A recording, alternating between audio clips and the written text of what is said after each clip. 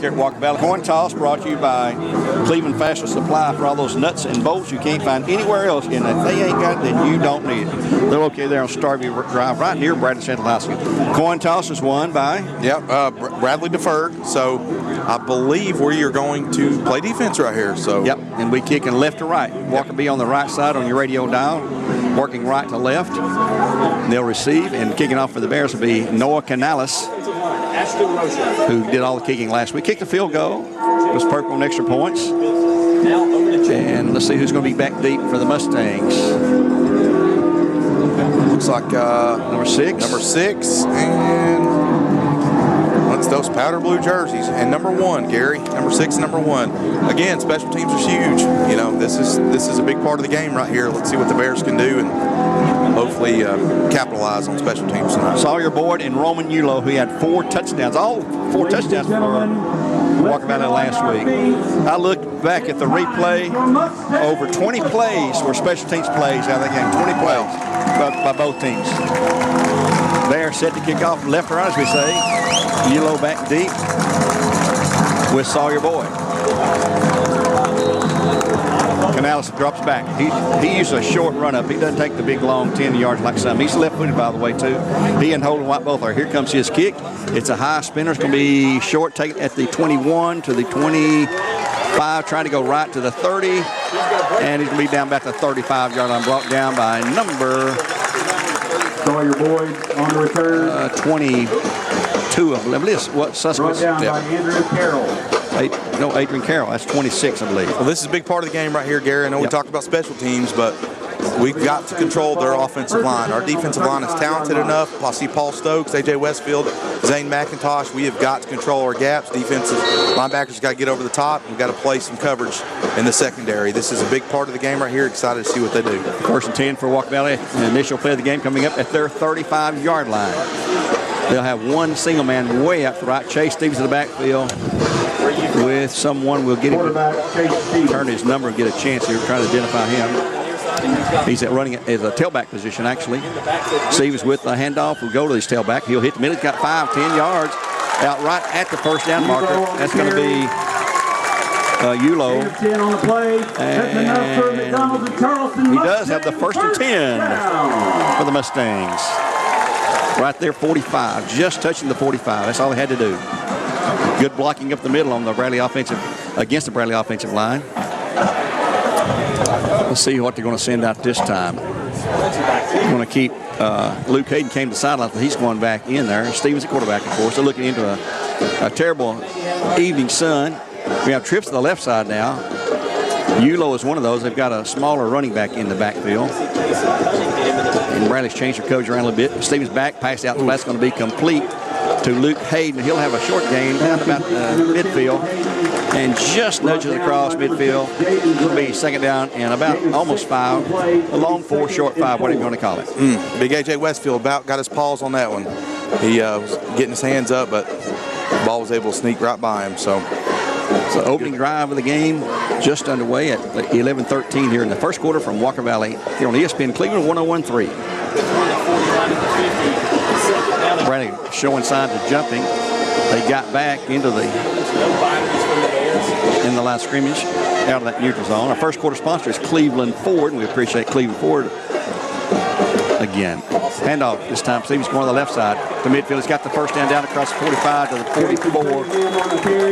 And that will be Kason Cunningham, who had 130 yards or so last week. Kason's a good kid. I'm glad to see him successful up here at Walker Valley. He did a great job at Silverdale, but this fits more his speed. You coached him down there, didn't you? I did. He was a great kid. Great family. Love him to death, Cunningham. 1st and 10 the 44-yard line now in Bradley territory for the Mustangs in their initial drive of the night. They'll send twins right. And got a halfback and a tailback in there, or a sort of an H-back, I guess. Stevens, the handoff, will go again. And here is a missed tackle. He'll gain down inside the 40. And that's going to be number 9, C.T. Gunter. And Carroll again on the tackle for the Bears. That's going to be It'll be 2nd and 5. Anthony Perez, I believe, on tackle 26. Yep. So 2nd down and right at 5. Split evenly between the sticks. Let's roll under 4 minutes on the next snap here. Yulo in the backfield again, left side of Stevens. Back goes Steven, being chased, and he's going to be hit just as he throws. He was out of the pocket. He just got away. Was that AJ? That was AJ. That burst, that kid has got a burst on him. Man, I didn't think he was going to be able to catch up to him, but that was fantastic by AJ. Great burst. Have we got grounding? They're talking it over. Okay, I think he was out of the pocket there. Yeah. 3rd and 5. Great job, AJ. Yep. Really, really put the pressure on him. Well, you can see why he's a D1 college athlete right there. Yes. He is committed to Tallant, a Green Wave. Minutes and 50 seconds here in the first quarter. Of course, he hasn't signed. Can't sign until December, the early signing. Bradley Band sounding off over there. From the 40-yard line, 3rd and 5. Big play right here for both teams. Probably 2 down territory unless they lose some yards, you get a penalty. There's changing plays at the line of scrimmage. Stevens switches. Puts his running back. And now time's going to be called. It's the delay of game. And that could change things. That's the delay of game on the Mustangs. Well, they call time right before he threw the flag. Right before he threw it, he had it in his hand, didn't he? Yep. He was about to throw it. Let's take a quick timeout for Milligan Vane back here in just 1 minute.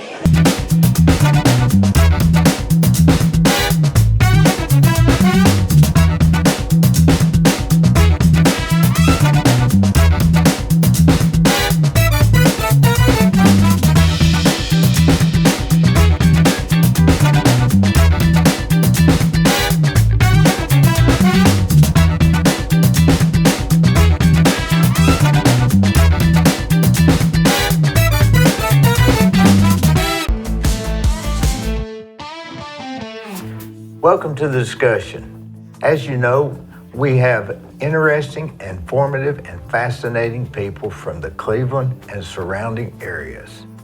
We have, at the end of 2024, over 2,900,000 views, over 11,500 followers on Facebook, and over 1,240 subscribers on YouTube. We'd like to hear, if you would, in the comments, please let us know who you would like to see in the discussion. We're very open, very flexible. Please comment. Thank you.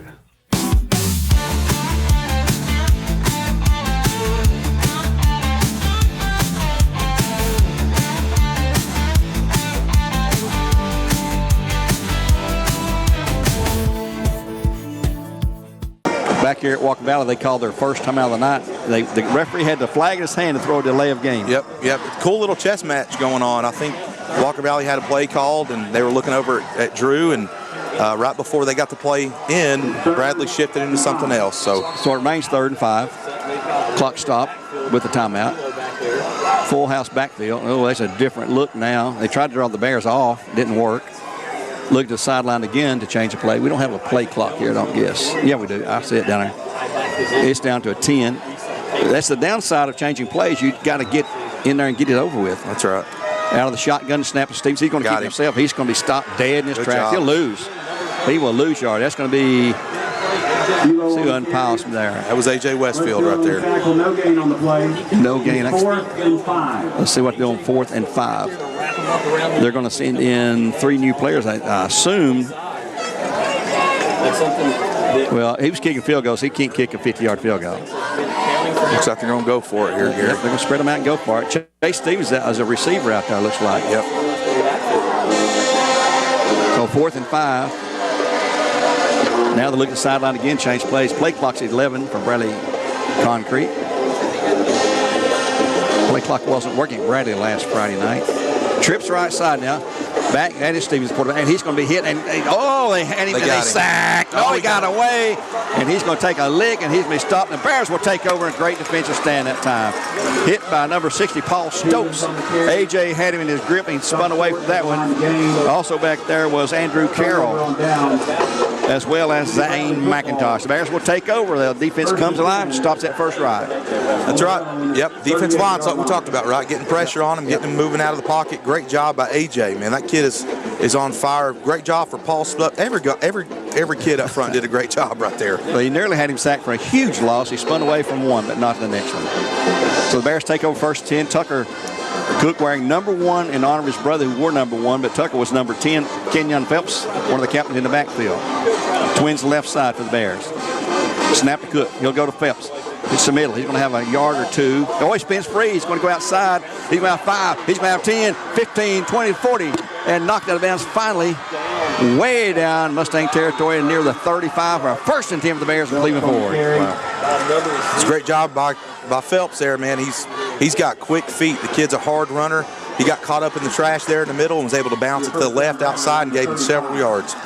He's not a big kid, 175. I look him eye to eye, and I'm not 5'9" like I'm listening here. I was talking to him today. That was a gain for him from the 40 to the 20. That's a 25-yard gain there. Handoff again to Phelps. He'll hit the middle. Go on the left side again. He's going to have good yard. There's a flag. That's coming back, I'm afraid. Don't need flags tonight. Well, you need to go down there and tell those guys that look like zebras to keep those yellow things in their pockets. Bradley County Litter Department is our penalty sponsor this year. We don't want to call their name. And it's holding on the Bears, which you always expect. They'll mark it from the 35 or the 30 from the point of the spot, not line of scrimmage. Repeat first down. This will be first about, what, 13? That's what it looks like, something like that. Maybe first about 15. They'll take it back to the 40. Mark it from the 30. Yeah, 1st and 15 from the 40 for the Bears. So the repeat first down. Phelps getting off to a good start with his quickness and his speed and his agility and ability to shift. Yeah. It'll be 1st and 15. He's hard to corral. He is. He's always got his feet moving. That's what you need out of a good running back. Came to us from Alabama 2 years ago, or as a junior, I guess. Cook set. He will go no fakes to Phelps. He'll keep himself and roll out. He'll have some yards before he's wrestled out of town, about the 35 maybe. Tyler Cook on the carry, brought down by Cooper. I believe that might have been a dusty place. It's just inside the 30 to 29. It's going to be 2nd down and about 4 to go, looks like. Short 5. Just inside the 30-yard line, near the 29 actually. Call it 2nd and 4. After a 6-yard run on the rollout by Tucker Cook. Tyler's on the sidelines with his arm in a sling, that broken collarbone in the scrimmage game against Alcoa. Cook barks the signals. He'll take it. He'll hand to Phelps this time. He'll hit the middle. He'll be stopped for nothing. Absolutely nothing at the time. Yeah, that was tough. Our wing was lined up over there on the left side. He went up inside, tried to block. He missed his guy, and he was able to make the tackle in the backfield. Miles Hoop, Cooper Link, Godsey, it looks like, on the tackle. It'll be 3rd down and still forward.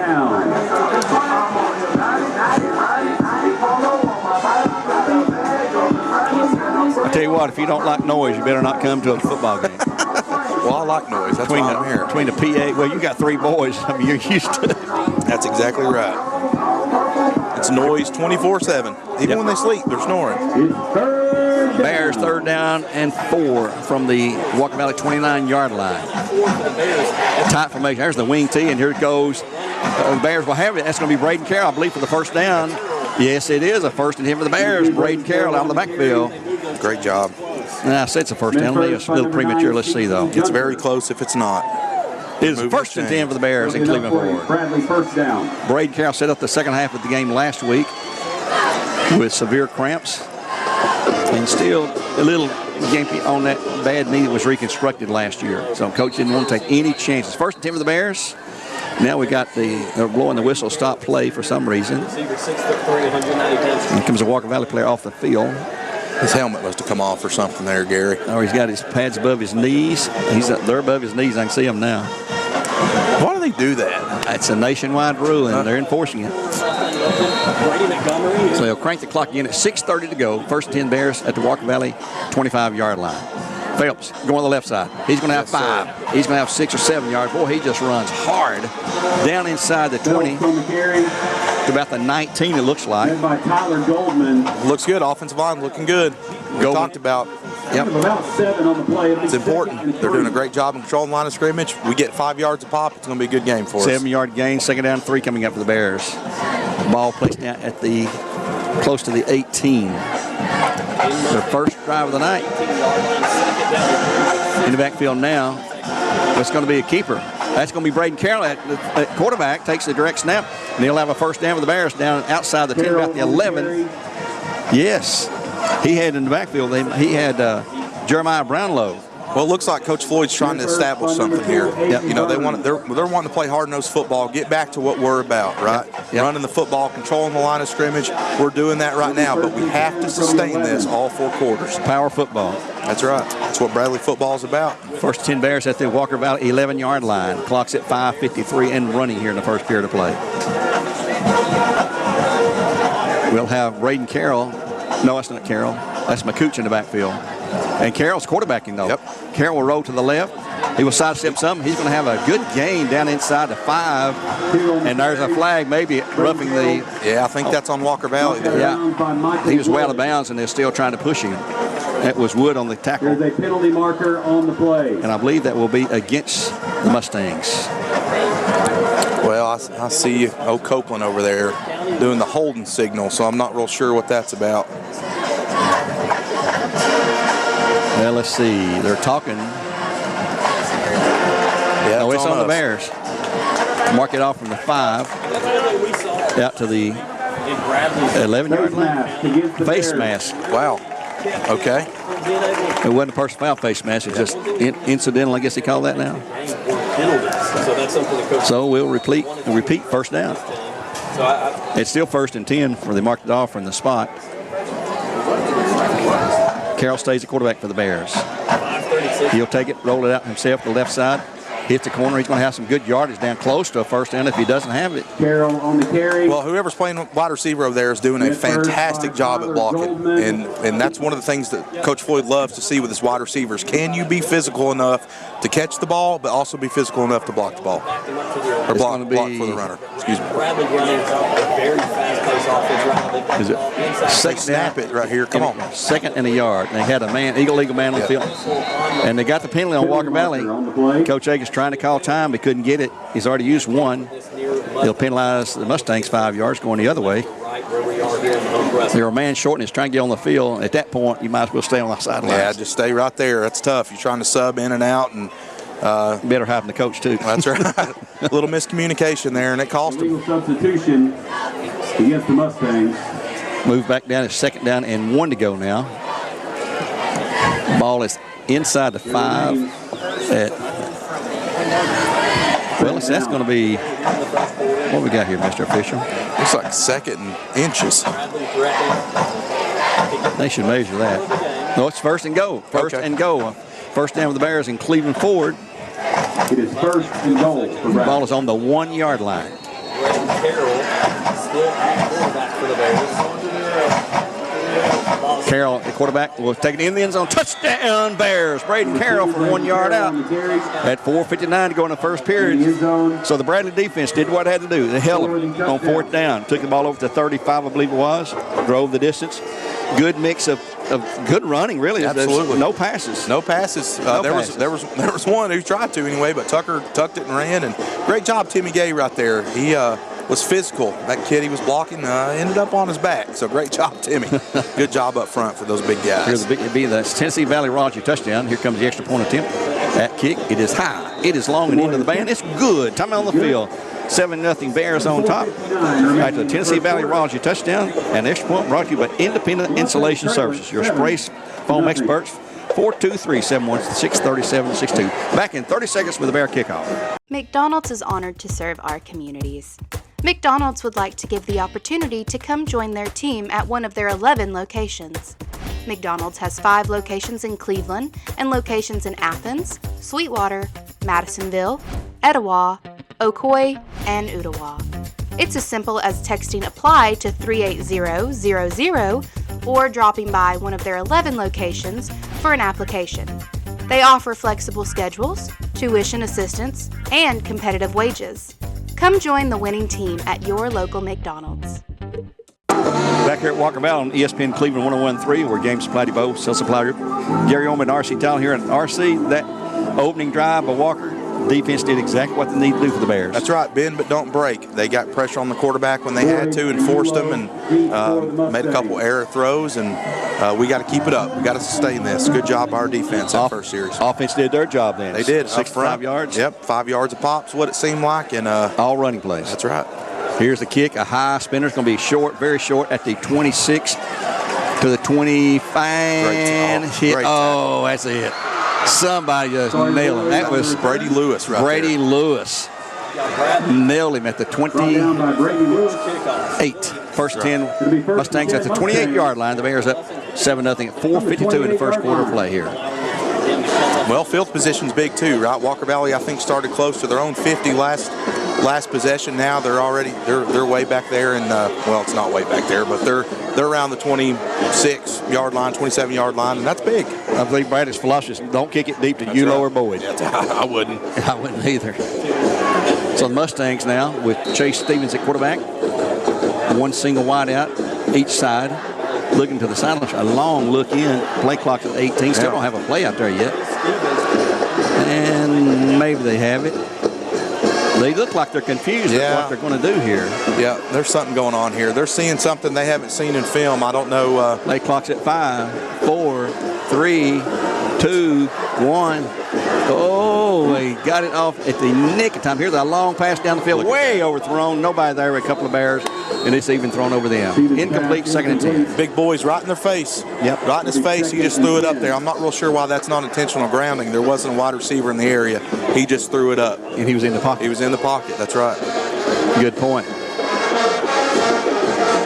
You know, I asked Damon one time, was wasn't walking about, but facing a team with a really good quarterback. I said, what are you going to do? He said, he can't throw a pass if he's laying on his butt. That's right. You know. That's right. Put the pressure on it.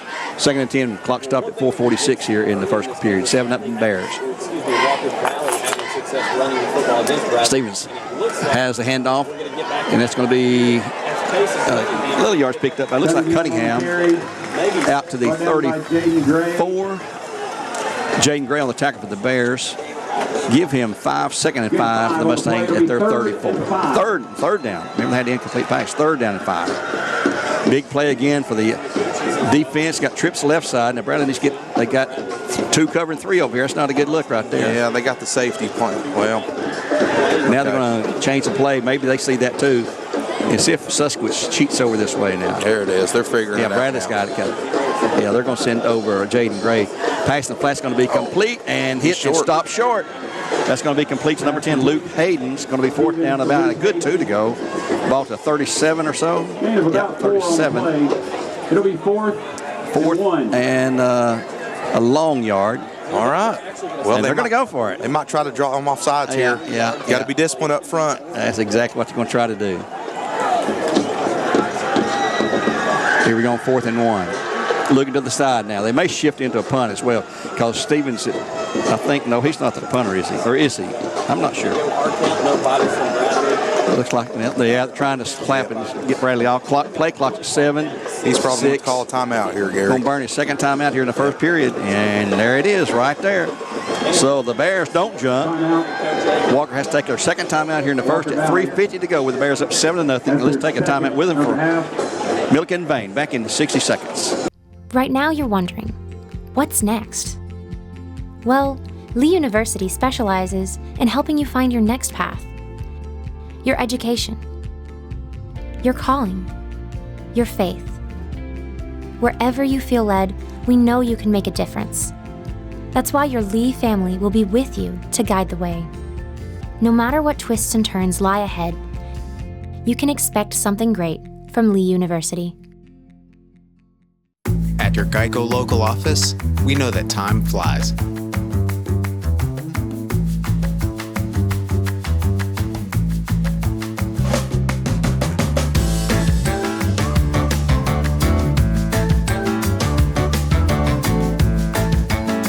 But when you bundle your coverage with Geico, you can save money all year long. Contact your local agent to get personalized service and even more savings. And right before the snap, Walker Valley has called another timeout. Or is it a penalty? Oh, it's a penalty on Walker. A penalty. 5-yard mark against the Mustangs will take the ball back to the 32, where they'll kick now 4th down and about 6 to go. Back deep to the Bears, number 5, Reggie Hubbard, who had a 98-yard return for a kickoff return, no punt return last Friday, which tied Boo Carter's record against Maryland in 2023. High over his head. chased back down to the 5-yard line. He's going to be taken down, and the Bears are going to have it right there at the 15, 16-yard line. A bad snap, and the Bears are in business again. That was a great job. You know what, Gary? A lot of times when you're playing punt return like that, you're not trying to get pressure on the punter. You don't want to cause a penalty. But Bradley was aware. They were able to get upfield and make the tackle on the punt. That was an awesome job by the defense, staying aware of the situation. First and 10 for the Bears right on the Walker Valley 15-yard line at 3:43 in the first period. The Bears up 7-0. Man, what an opportunity. You've got to score a touchdown. Got to capitalize. No field goals. Turnovers, special teams, and penalties. And right now the Bears are doing a good job at that. Let's see who's going to be at quarterback for the Bears now. It'll be Tucker Cook back in there at quarterback. Phelps in the backfield. A tight formation. Twins right side. No one left. Cook hands to Phelps. He'll hit the middle. He's going to have yards down to the 5, down and out of bounds about the 4-yard line. Phelps on the carry. It's going to be an 11-yard gain in that 1st and 10 for the Bears. That's awesome. Gain 9 on the play. Oh, getting second and 1. So that gives you 5 yards now to get 6 yards. 5 plays get 6 yards.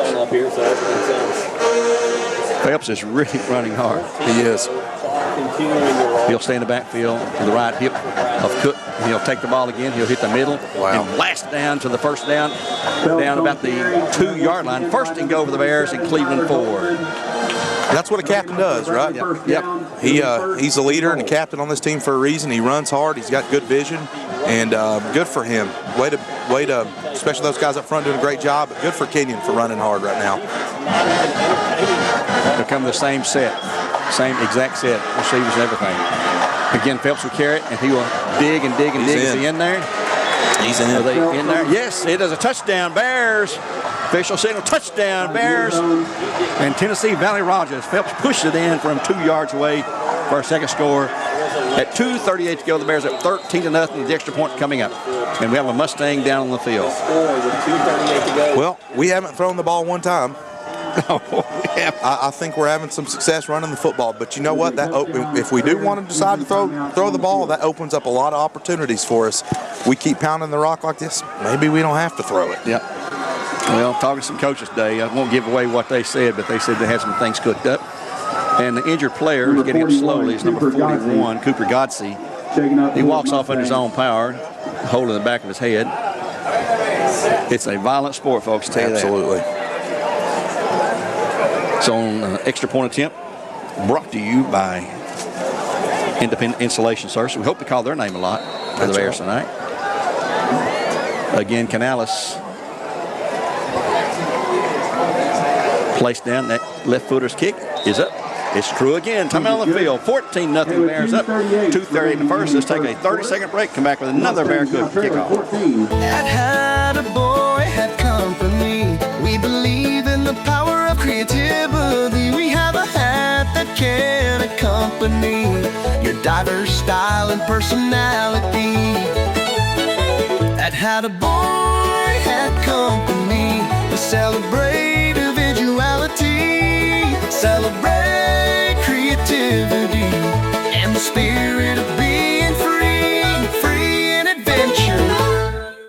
Back here at Walker Valley on ESPN Cleveland 101.3, Gary Ownbey, RC Tallant coming to you. And RC, I'm feeling better after we scored 10 in the first half last year. We got 14 here in the first quarter. That's right, yeah, but you know what? It's what we talked about. Penalties, turnovers, special teams, controlling the line of scrimmage. And the Bears have won in all of those categories, and that's why we're up 14-0. Huge special teams play on the bad snap for Walker Valley. You feel bad for the guy who snapped it. Don't feel that bad. I don't really feel bad. I don't know about you, but really, I'm not sure who that was. And here comes the approach and a kick by Canales.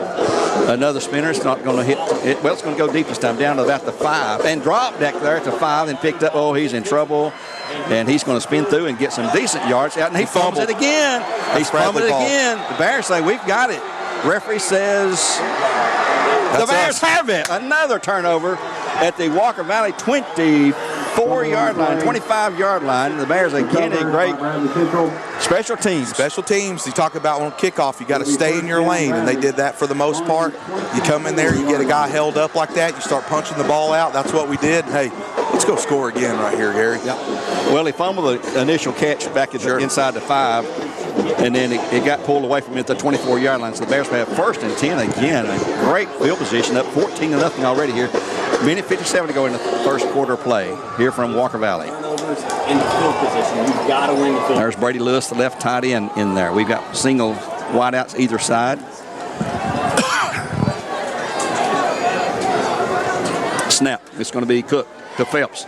Trying to get around. He's not going to get anywhere. He's going to be stopped. No gain. 2nd down and 10. That was a good job, Walker Valley there. They, after a while, they kind of figure out what you're trying to do. So that was a good job by them by stopping Kenyon. Let's see what we can dial up right here. No gain. 2nd down and 10 from the 20. What is that? 23. 35 seconds to go here in the first quarter. Bradley with the Minute and a half to go still here in the first period. We'll call it the 23-yard. We had a long drive, then we had one basically given to us on a bad snap by the punter, or to the punter, and then a fumble on the kickoff by Walker Valley. Giving the ball right back to the Bears. Cook set. Pass in the flat's going to be complete to McCoosh. He's going to be hit and brought down for a loss by a bunch of guys. They read that play. That was a great play by that corner right there. You see the quick out right there. He burst the speed, made that tackle. That was good. Good job by the Walker Valley player there. Looks like Luke Hayden, number 10, they call it on the PA here. The loss of 2 yards, 3rd and 12. First pass of the night. Yep. It wasn't what we wanted. Nope. And this is probably a running passing play. Pass this time the flat the other way. Oh, that was a Brady fake. Carroll. He's going to be thrown for another big loss this time by number 3, Michael Wood. Yeah, that was a fake right there. Or it wasn't a fake. He threw it out there to Carroll, and they had a wide receiver run down the seam. They were going to hit him, but the hook and ladder. Yep, they closed in on it pretty quick. Ball back to the 37-yard line. Bradley was sending the punt team. Brady Lewis now. This is a situation where they could fake it. Yep. Brady's been known to do that. Let's see who's going to be wide out to the left side. It's going to be number 8 for the Bears. That's going to be J.J. Johnson. Jason Cunningham deep for the Mustangs. I say we just pin them deep right here. Yeah. Play some defense. Cleveland Walker with one returner back inside the 10. Bradley with a man short. Here comes number 11, Tay Lindsay in late. Come on, Tay. I bet Coach Floyd is losing his mind. Yep. And now the Bears are going to call time. Nope, that's going to end the period. Okay. All right. So after one period of play here, brought to you by Cleveland Ford, it is 14-0 Bears on top. And we're back with 4th down and 20 to go in a punt situation. Let's just see if they pull the punt off. Back in 1 minute. McDonald's is honored to serve our communities. McDonald's would like to give the opportunity to come join their team at one of their 11 locations. McDonald's has 5 locations in Cleveland and locations in Athens, Sweetwater, Madisonville, Etowah, Ocoee, and Ottawa.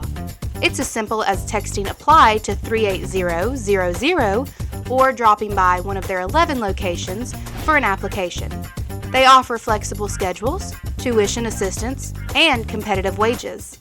Come join the winning team at your local McDonald's. The Bears are lined up to punt. Brady Lewis, who plays defense, also tied in, and has been known to throw the ball from punt formation. Let's see, the Bears have single men out wide to either side. Brady Lewis tried to fake punt out of the end zone last week, and it was deflected. He will punt it. A low pooch drive's going to hit, and it's going to roll. Oh, it's going to get a Bear roll. Yes.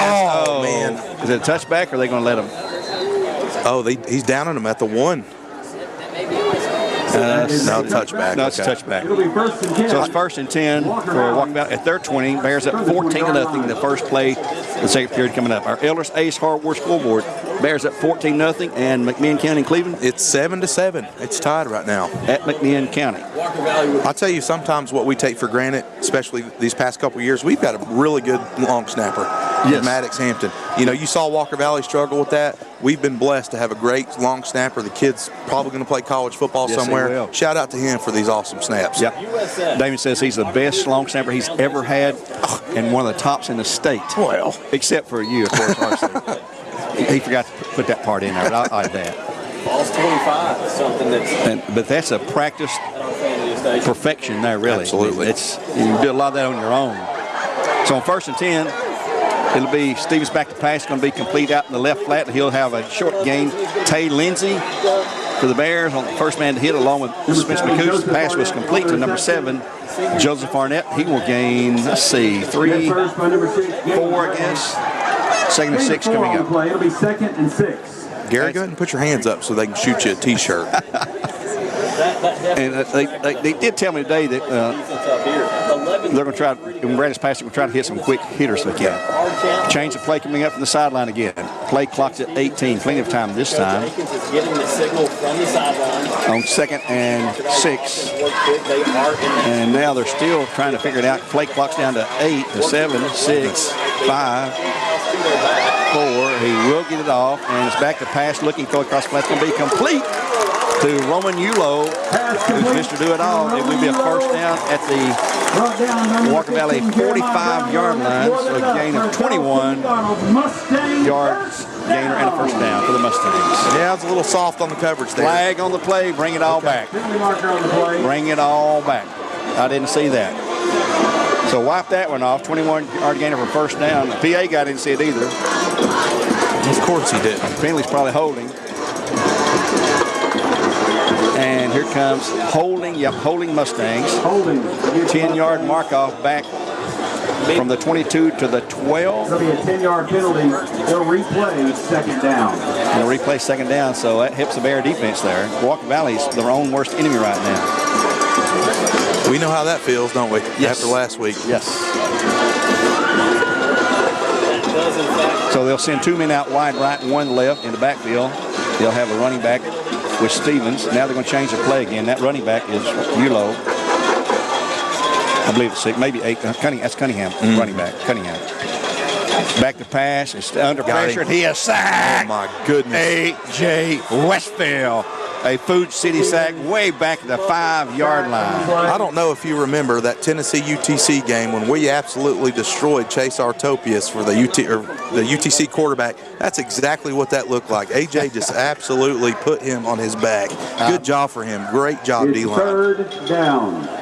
3rd down and 25? Looks like they've got to get to the 30 and the ball's at the 5. Yes, 3rd and 25. That's one of those. Again, the Bear defense setting up for great field position one more time.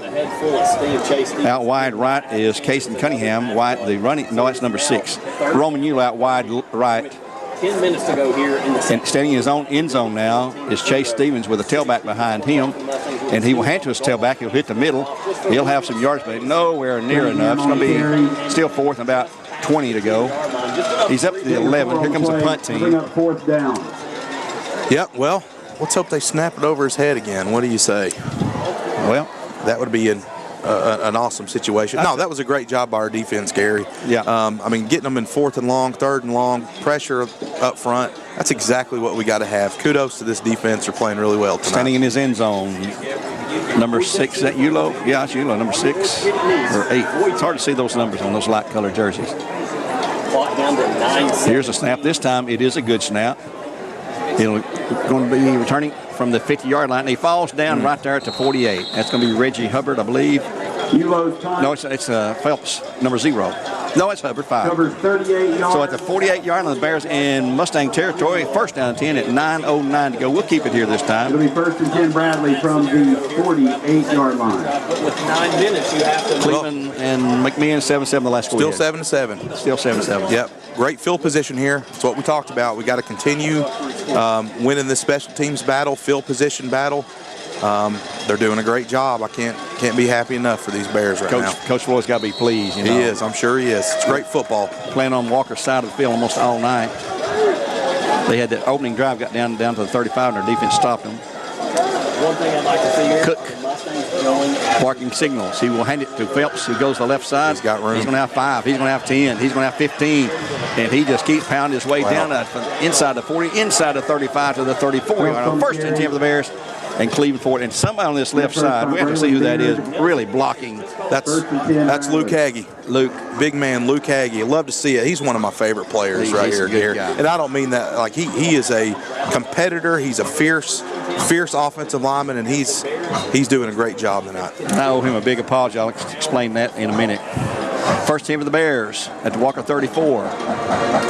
Snap, pass, complete to Hubbard. He's going to be caught for no gain. 2nd down 10 coming up. I interviewed Chris Myers and Luke Hagee this week. In my feeble old, rotten brain, I called Luke Tim in the interview. Oh, my goodness. And I apologize. I never interviewed him before. And when it's over with, he said, "My name's Tim, by the way." And I said, "Oh, Lord, I know. I mean, Luke, I know So that." you did it again. I did it again. And I apologize. He said, "Don't worry about it." I said, "You should have stopped me. We could edit it out." That's right. And I'd correct it if you just stopped me up front. That's right. Here we go on 2nd down and 9 for the Bears. Snap. And a whistle blows before the snap. I think that's a procedure on the Bears. 5-yard mark off, 2nd and 14. Move the ball back from the 34 to the 39. Bradley, 5-yard Halftime is 8:02 away. Bears up 14-0. 14-0 Bears at 8:02 and a half. Well, that's the Bears' 4th penalty. So Walker Valley's sitting at 2 right now. It may be off 1 or 2, but that's what I got written down right here. That's the 4th penalty.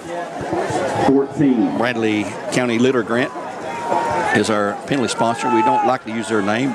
We appreciate them as a sponsor. Absolutely. But we don't like to use their name for the penalties. We have Brady Lewis out wide right. Reggie Hubbard underneath him.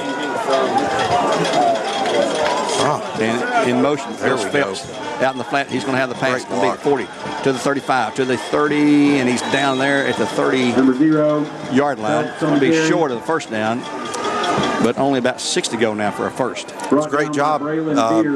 Phelps ran a little bubble right there. That was an awesome job by Reggie getting the block there on one of the corners, freed him up for about 5-6 yards. And I think we're in 2-down territory right now if we don't have a penalty or something, or a loss. 3rd down and 5 for the Bears, or 6 to go at the Walker 30-yard line. Clock running at 7:08 in the first period on Elders Ace Hardware Scoreboard. Cleveland McMahon's still 7-7 at McMahon County there in the 2nd period now. Up there, we'll give you other scores at halftime. We'll look at our middle school report. Cook hands it off. Into the middle, it's going to be McCoosh.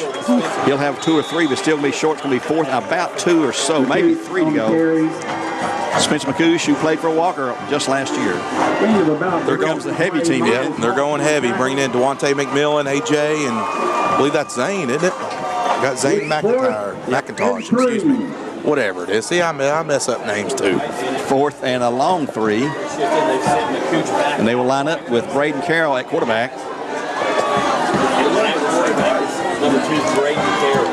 He'll take the snap. He'll keep it himself. He'll plunge in. He's got the first down inside the and there's a flag. Is that a flag come in there? I think it was just somebody over there throwing towels. Oh, okay.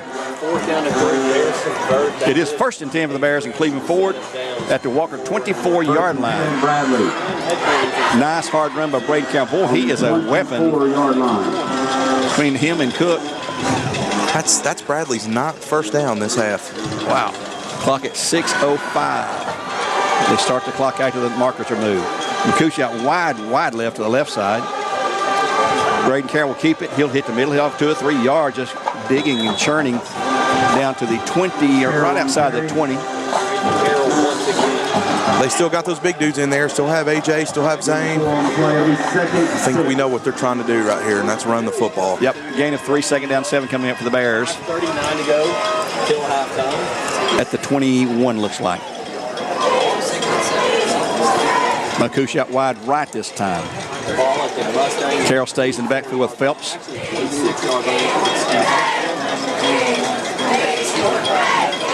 He'll take the snap, hand it to Phelps. Phelps going to the right. Get outside. He's got the first down. He's got more. He's going to go touchdown into the end zone. Touchdown, Bradley Central. Kenyon Phelps taking it in from 21 yards away for the 3rd score of the night for the Bears. A Tennessee Valley Urology touchdown. And we'll have the extra point coming up for Independent Insulation Services here as Noah Canales on the hole from quarterback Tucker Cook. And Damon likes the quarterback to hold it, because if they want to fake it or something happens, the quarterback's got the ball and he's more apt to know what to do with it than someone else who's not used to handling the ball. Here's a snap. That kick, it is high. It is good. One more time. Timeout on the field. 21-0 Bears at 5:12 to go in the first half of play now. We'll be back in 30 seconds with another Bear kickoff here on ESPN Cleveland 101.3, where games are supplied to you by Wholesale Supply Group. Tune in Sundays, get your fill of stories that are sure to thrill. Interesting guests fill the screen. Every week a brand new scene. Like follow and subscribe.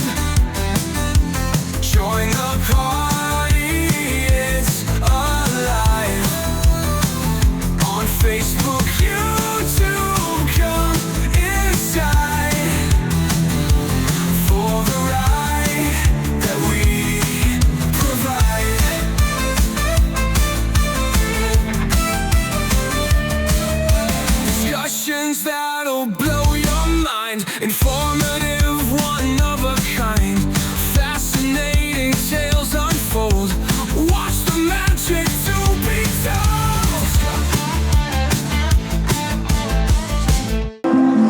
back here at Walker Valley. Bears up 21-0 with another kickoff coming up. Back deep will be for the Mustangs, Sawyer Boyd and also Roman Ulo. And again, Noah Canales kicking off for the Bears.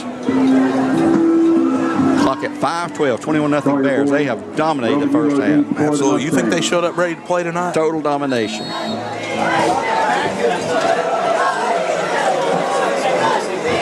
This is going to be a pooch kick right here. Yep, I believe it will be. They're bringing their guys up to the returners.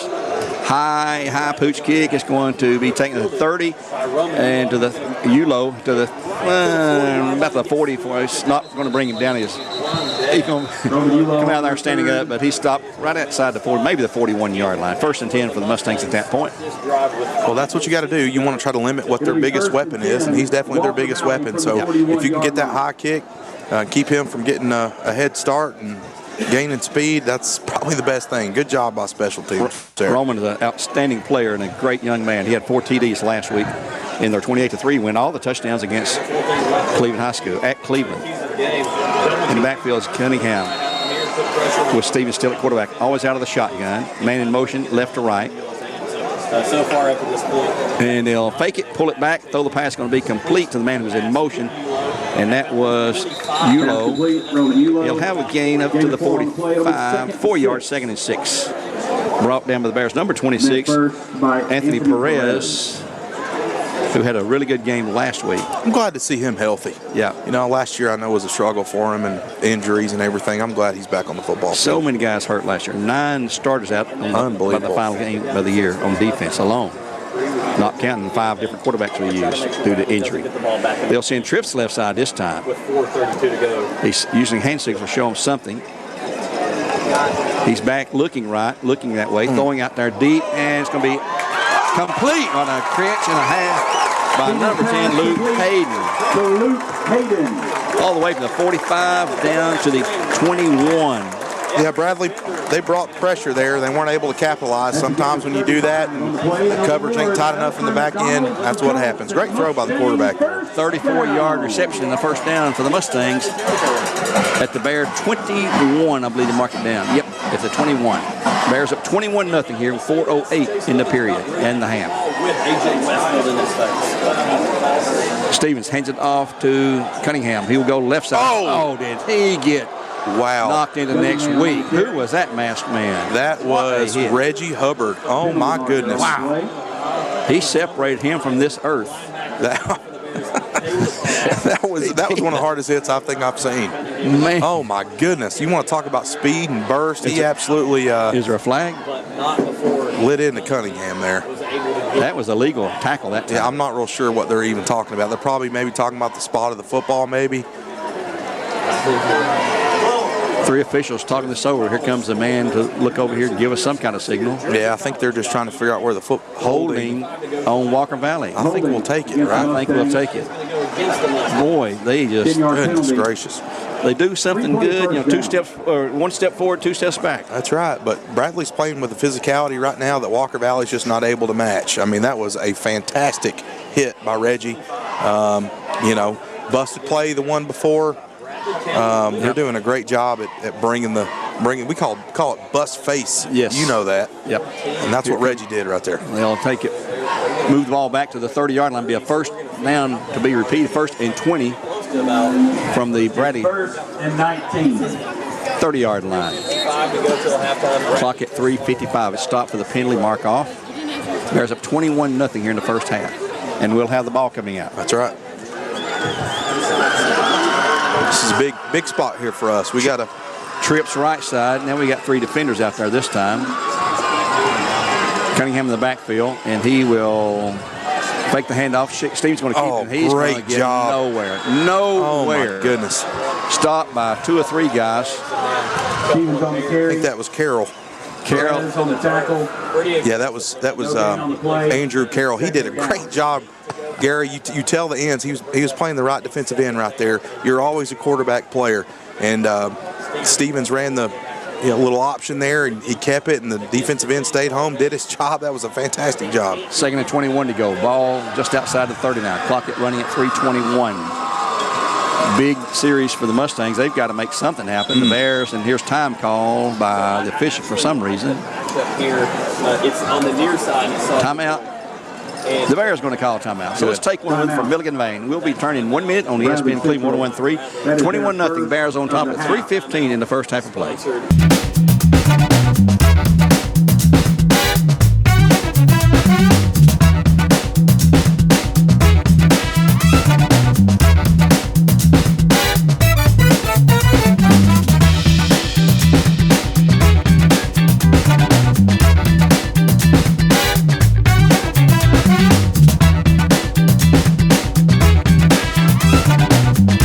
McDonald's is honored to serve our communities. McDonald's would like to give the opportunity to come join their team at one of their 11 locations. McDonald's has 5 locations in Cleveland and locations in Athens, Sweetwater, Madisonville, Etowah, Ocoee, and Ottawa. It's as simple as texting APPLY to 38000 or dropping by one of their 11 locations for an application. They offer flexible schedules, tuition assistance, and competitive wages. Come join the winning team at your local McDonald's. Back here on second down, 19 to go at the 30-yard line for the Mustangs in Bear territory. They trail 21-0 to the Bears. And I was just looking around, a huge crowd here tonight, RC. Yeah, there is a lot of people here at this football game, and it's good to see. Love this county. Bradley County's an awesome place. It is full on both sides right now. Out of the shotgun, back goes Stevens to pass, looking under pressure. Oh my AJ goodness. Gets him, and it's going to be caught, though, on the tip by number 7. That's going to be Joseph Arnett, and boy, did he take a lick. AJ goes back to pat him on the butt and say, I hope you're okay. But, man. These guys are dominating, Gary. They're dominating. I mean, there's nothing else, no other way to put it. Good job for AJ. Third and about 15 or 16 to go. Ball at the 26. I told AJ the other day when I was talking to him, I said, I'd like to get in a wrestling match. We'll tag team them and you go first. He won't need me. You just finish them off and I'll come in to I'll follow them and count them out. You know. On third down, 15, a big play for both teams here. Bradley would love to get the ball back with 2:29. That ball was deflected high into the air and right into the hands of the Mustang. Back goes Stevens again, passing out in the flat. It's going to be complete. Again to Hayden down the field. He's way down it. He is not.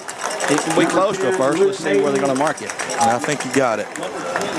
Down about the 11, just outside the 12. They're looking. They're calling him short, I believe. And it's fourth down. Fourth down, yeah.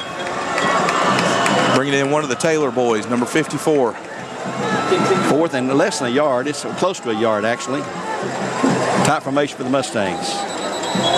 And there's a flag on the Bears. It's on AJ. He jumped off sides. Well, that give him the first down, so it'll be first and goal now for the Mustangs with 2:18 to go inside the Bear 10. Offside against Bradley. They'll mark the ball down at the 8-yard line. For McDonald's, First down at the 8-yard line. First down. Well, it looks like we've just beat ourselves up this drive. Penalties and chunk plays, so we've got to limit those. So far, they're doing a good job, but let's not get in a bad habit. Split second sooner and had a sack back here. That's right. Stevens has his team set. And he Bradley jumps again. No flag he got back that time. No contact made. He's anxious to get in there. He is. Stevens back, looking. Out in the flag will be complete for a short game. Number 8, Casey Cunningham. That's Cunningham on the catch. Tackle for the Bears. Spencer McCouche against an old team. These guys are bringing the wood, Gary. I'm so happy with our defense right now. I know we're struggling, but, man, we're out here knocking heads. I love it. He might have gained a yard. Call it second down and right at 7 to go for a touchdown for the Mustangs. 1:54. They've already burned 2 timeouts now. Yeah. They have 1 remaining according to the scoreboard. The Bears have called 1. They'd like to drain the clock and score at the end of the period if they can. They're down 21-0 to the Bears. We have got to stop jumping off sides.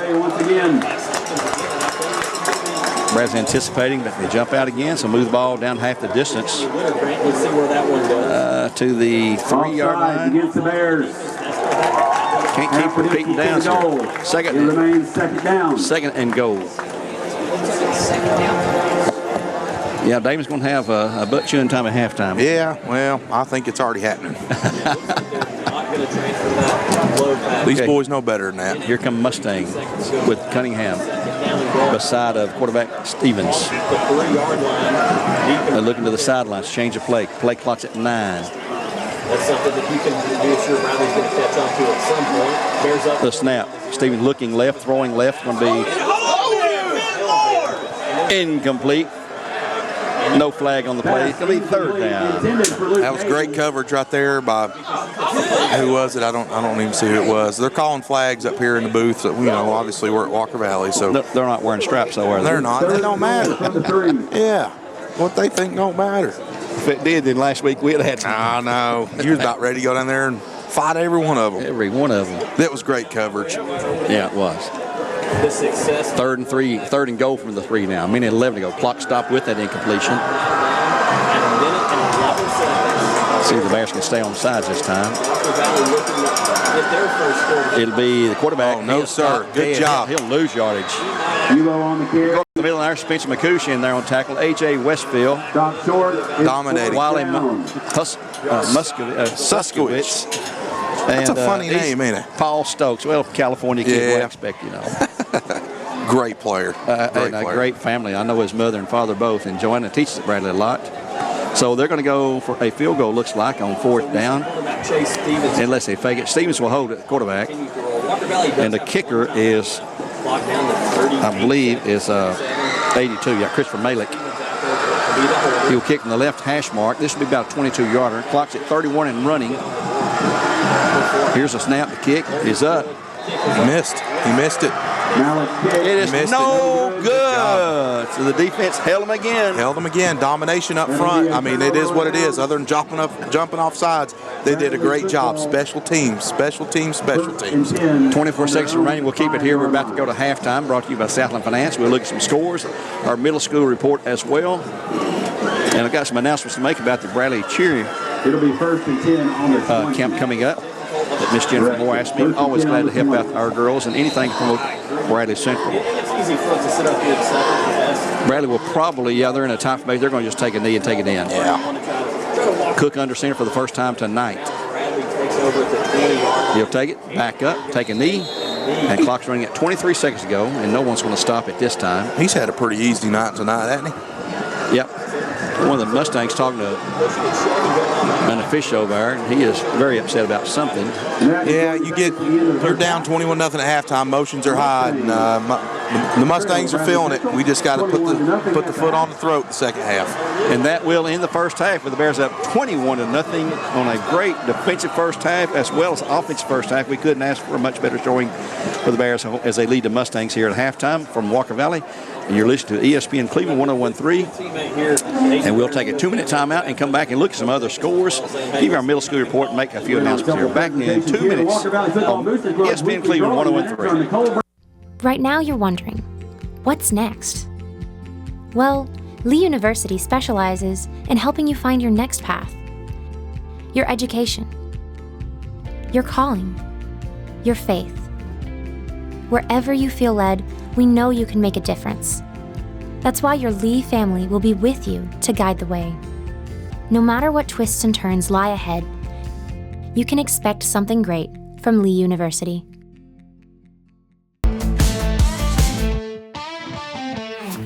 Welcome to the discussion. As you know, we have interesting, informative, and fascinating people from the Cleveland and surrounding areas.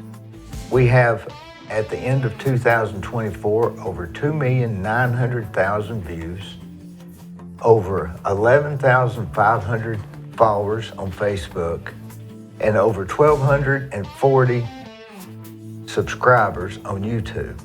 We'd like to hear, if you would, in the comments, please let us know who you would like to see in the discussion. We're very open, very flexible. Please comment. Thank you.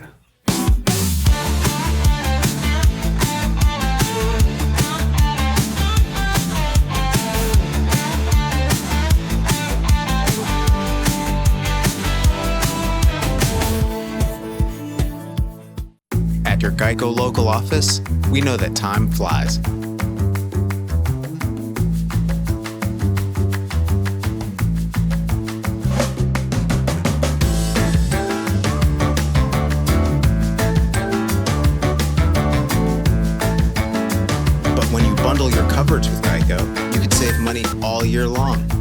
Contact your local agent to get personalized service and even more savings.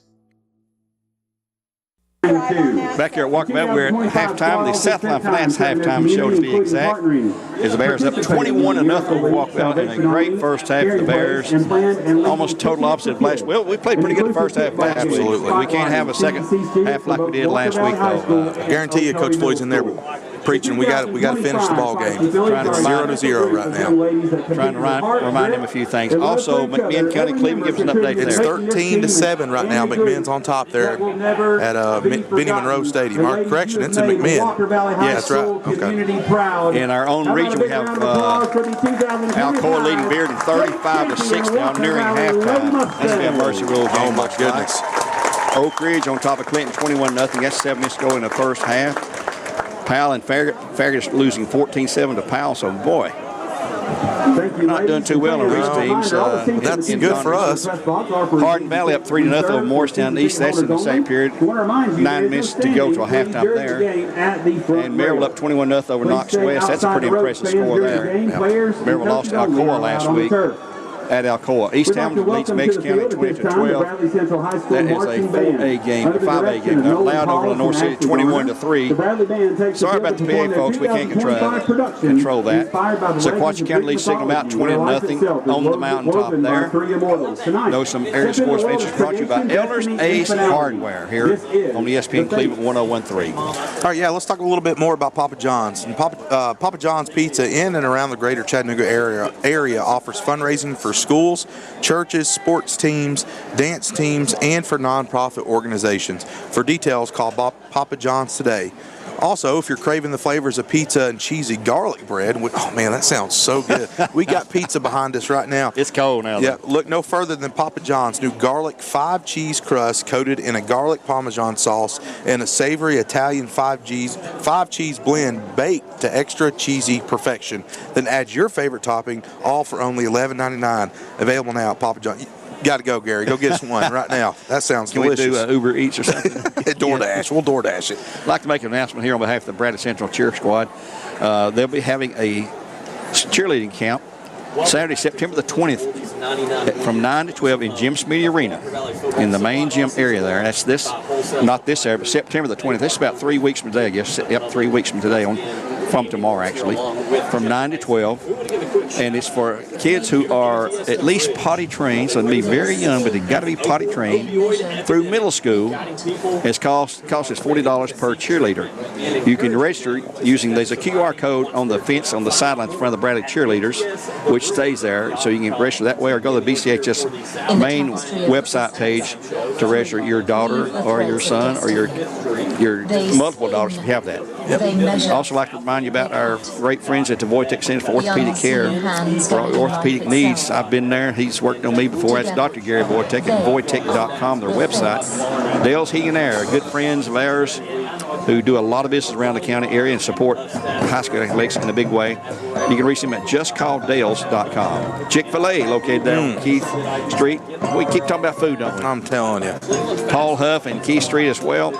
Download that Chick-fil-A app. They have what kind of special offers. I've downloaded that and seen those special offers and keep you aware of what's going on there. And the Jersey College School of Nursing, your nursing care starts here at Jersey College EDU. I'd like to mention once more before we take a break here, our friends at Crown Chrysler Dodge Jeep Ram make this the summer event, which is going on now at that location.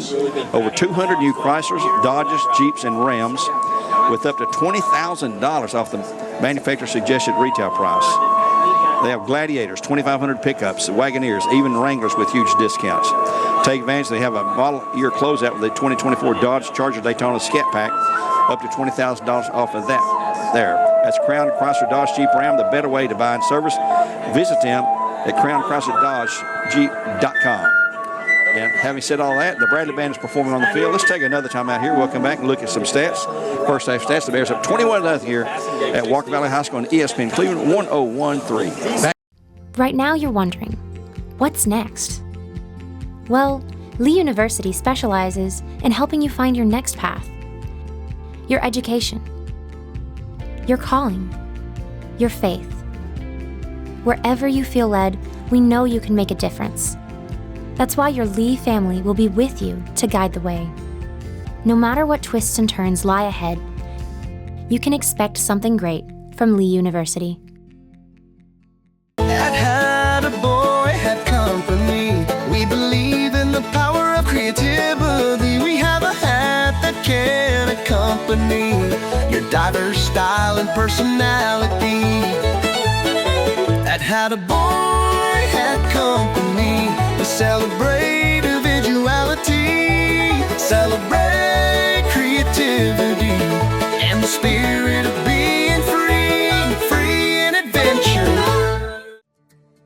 CRCC to me is a calling that God placed on my life to really step out in faith on something that I didn't think I could do, and it's been amazing to see how God's worked through it. CRCC stands for Crossroads Community Church, but we're a church that our vision is to be a life-giving church in our community. We do that through helping people know God, find freedom, discover their purpose, and then go make a difference. And so that's what we're doing every week, is helping people discover their jam and go make a difference. McDonald's is honored to serve our communities.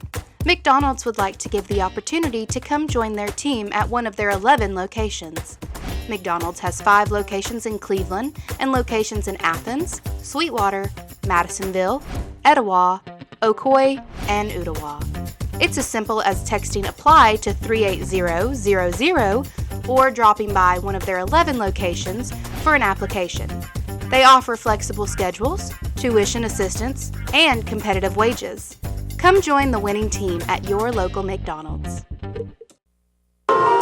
Back here at Walker Valley on ESPN Cleveland 1013. And remember, tomorrow, the Vols. Kickoffs to it 12 o'clock noon. It's an early start for the Vols from Atlanta's Mercedes-Benz Aflac Kickoff Classic, I believe it's called. Yep, something like that. Mercedes-Benz against the Syracuse Orangemen. And it's going to be, I've seen where both teams are going to wear orange or something tomorrow, different shades of orange, I guess. But Tennessee will be in orange tops and white pants. I did see that. That's their first game of the year, of course, opening for everybody. There were several college games last night. We didn't get into that, but there were several of them. I watched 2 or 3 different games, just flipping back and forth last night. And, what about that Nebraska quarterback? Looks just like Patrick Mahomes, doesn't he? Have you seen that? No. That kid that plays quarterback for Nebraska looks just like Patrick Mahomes. He wears the same numbers, got the same hairstyle, the glasses, everything he does is he mimics Patrick Mahomes. It's just not a bad guy to mimic, you know what I mean? Was it Patrick Mahomes maybe in disguise? Yeah, it could have been. I don't know. In Nebraska, did Nebraska win last night? They did, 2017 over Cincinnati. Boy, they had a tough year last year. They did. They were really screaming for somebody's head out there. Let's take a look at the unofficial first half stats that RC has accumulated here, and don't hold us to these. This is our best guess, right? Yeah, don't hold me to this. I'm still a rookie, guys, so don't hold me to it. For first downs, we got Walker Valley with 4. Bradley, we've got 8 first downs for Bradley. For rushing attempts, Kenyon Phelps has got 2 touchdowns, 12 attempts rushing. Tucker Cook has ran the ball 1 time. I think it was for about 3 yards. Carroll, 1 touchdown, 9 attempts. Penalties, this is a big one. Bradley's still sitting at 5 penalties is what I got to Walker Valley's 2. Now, fortunately enough, that's played well in our favor, but we still have to try to limit those as much as we can. Walker Valley has had two turnovers to Bradley 0. That's another big thing. Turnovers. We can't have them. So good job for the Bears at keeping those to a minimum. Special teams is a huge factor. We had a punt that was snapped over the Walker Valley punter's head. The Bears got the ball down inside the 20-yard line and took it in for a score. Absolutely. We had the Bears, Walker Valley miss a field goal attempt. And the Bears on their own side have been perfect on extra points with 3 out of 3 so far. We've not attempted a field goal, haven't had to. But the defense really has rose to the top tonight in a way that we expect them to do, and they are being led by some huge guys up front. AJ, Zane McIntosh, Paul Stokes, Paul Stokes, Andrew Carroll, and those guys have all had a really, really good night. Spencer McCooch, you can just go on and on, the entire team. And at the end of the game, we're going to name a player of the game and a single play of the game. Last week, our play of the game was a 98-yard kickoff return by Reggie Hubbard. Tonight we'll have to see, and it's going to be hard to pick tonight. Yeah. As of right now, it looks like we may have a few more to choose from. So if we keep dominating like we do up front. So great job, interior guys up front on both sides of the football. Looking ahead to next week now, the Bears will be back home with Hardin Valley in our first region game of the year. The Hawks will come down from West Knoxville area there. If you've not been there, it's a beautiful school out there on the Pellissippi Parkway, they call that. As you turn off and hit, like you're going toward Anderson County or Oak Ridge in that area up there. But it'll be Bradley at home with Hardin Valley next week. Cleveland will be at Tullahoma, a non-region game. They're the only team in the region. We have 7 teams, so somebody has to be the odd man out on region week, which is next week, the first region week of the year. So they'll be going to Tullahoma. That game will be carried on Mix 104.1. We'll carry our game with Hardin Valley right here on ESPN Cleveland 101.3. And Walker Valley will be playing McMinn County here next week, and that'll be carried on Oldies 99.1. So here again, our three. We'll be on the Bear Network, right? Yes, we'll next be on the Bear Network next week. So you can watch the video, and you can hear this audio that you're hearing right now. But it's crazy how Bradley, Cleveland, Walker are just rotating each week between the 3 schools and enjoying, some great competition. Great football community here in Cleveland with Bradley, Cleveland, Walker Valley, and throw McMinn in there. Yeah, absolutely. There's some great folks up there. I know we don't like them as an opponent. They hate us. They'll just flat tell you that. Sure. Coach Bo Cagle told us after media day, I hate the Bears. And we're their only real rivalry because they don't play McMinn Central anymore. Well, that even carries over to the youth league. Yeah. The following day when we played them in the youth, there was some high energy there at the stadium. Those McMinn people, they want to beat Bradley no matter what. So makes their season. It's fun, absolutely. And we'll also mention that coming up tomorrow, right back here at Walker Valley, beginning at 10 o'clock, we have 4 games. That's going to be the Super Crickets, the Crickets, and the Hoppers and the Cutters. Yep. In that order. Starting at 10 o'clock tomorrow with the youngest guys. That is the Sequoia Conference Youth Conference. And the Bradley County Youth League is part of that in a big way. We'll have 4 Bradley County teams playing from all of our different schools. A lot of those kids played baseball together all summer long. And absolutely. Right into football. And Sterling does a great job. Our youth program is second to none around here. And it's fun to see these kids grow up together. They go to Bradley Youth. They go to Lake Forest, some Mocoa here and there, and then they're right back at it when they're Bradley Bears. It's really fun to see. I'm excited when our kid, your great-grandson, my kids get there. Shout out to Lane, Weston, Steele, all those guys, and the Super Crickets and the Crickets football team. Their coaches do a great job. I'm excited for tomorrow morning as well. And we will have a huge crowd here. Absolutely. No doubt about that. Again, tomorrow at 12 noon, Tennessee will play against Syracuse. Not a home game. It's a neutral site game in Atlanta, Mercedes-Benz Stadium. Next Thursday night, remember now, keep this in mind, we'll have mixed TV coverage for Lake Forest hosting Cleveland Middle. That's next Thursday. They'll have 2 games at 5 and 7. We'll handle the varsity game at 7 o'clock for the Bruins and the Raiders. Yep. Middle school Raiders. That'll be you and Andy Jenkins. Am I correct on that? Andy and I will be on the TV bringing the coverage while you'll be on the field coaching. Yeah. Well, you make sure and give Andy a hard time for me. Well, don't. That's my boss. He's easy to pick. I'll pick on. I won't tell Mr. Hugh, but I'll pick on. Let's take another time out here. The Walker Valley Band continues to wrap up their show, I believe. We'll return in 2 minutes on ESPN Cleveland 101.3 as we continue with our South Atlanta halftime show. Back into. Right now you're wondering, what's next? Well, Lee University specializes in helping you find your next path. Your education. Your calling. Your faith.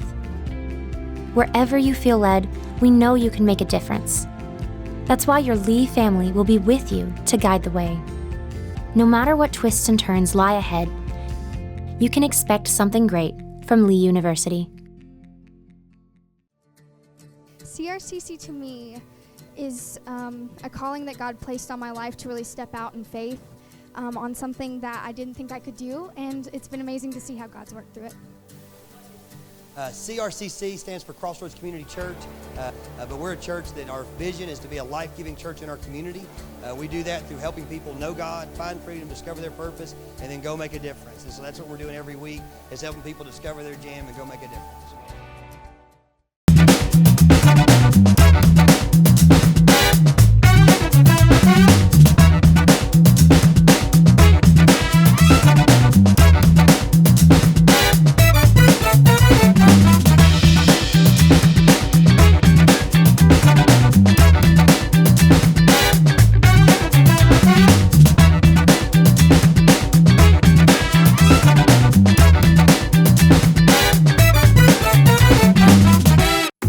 Geico local office, we know that time flies.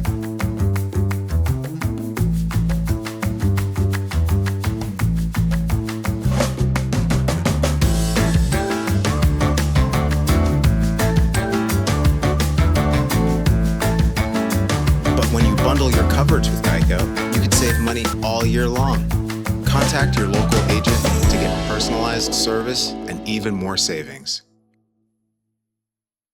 Back here at Walker Valley, both bands have concluded playing tonight. Great performances by both bands, Bradley Central Marching Band and the Walker Valley Band.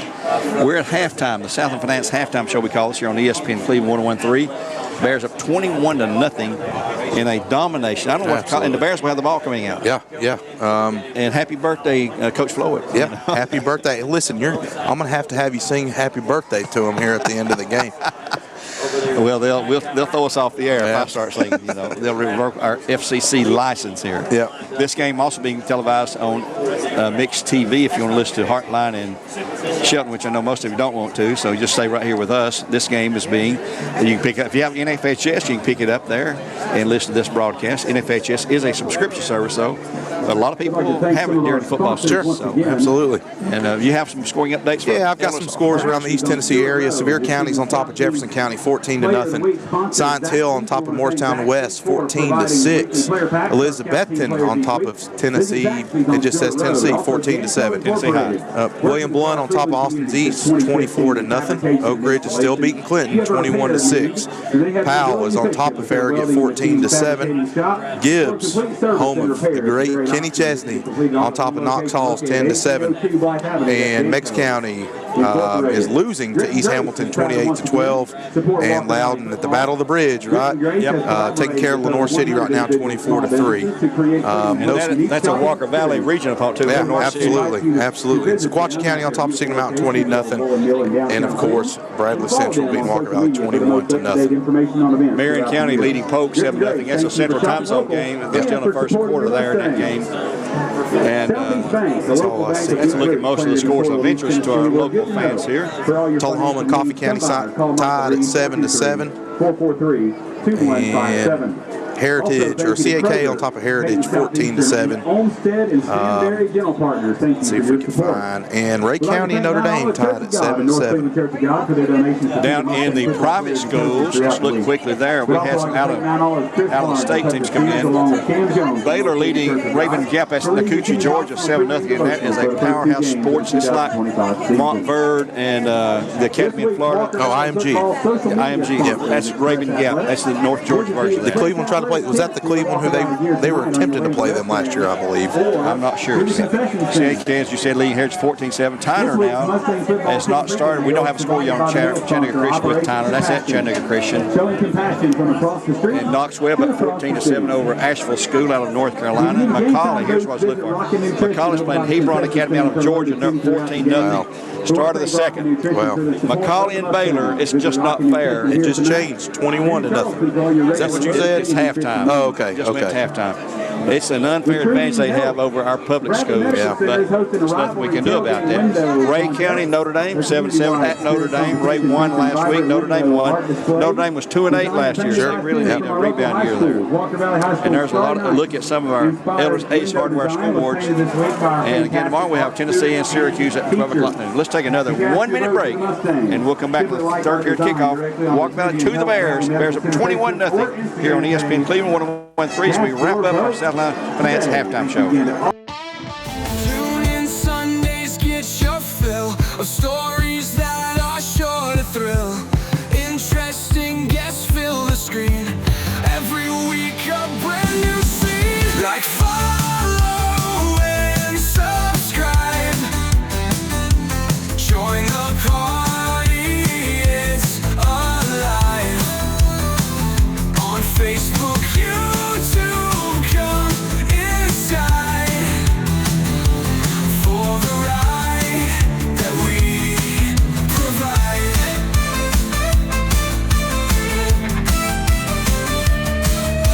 Discussions that'll blow your mind. Informative, one of a kind.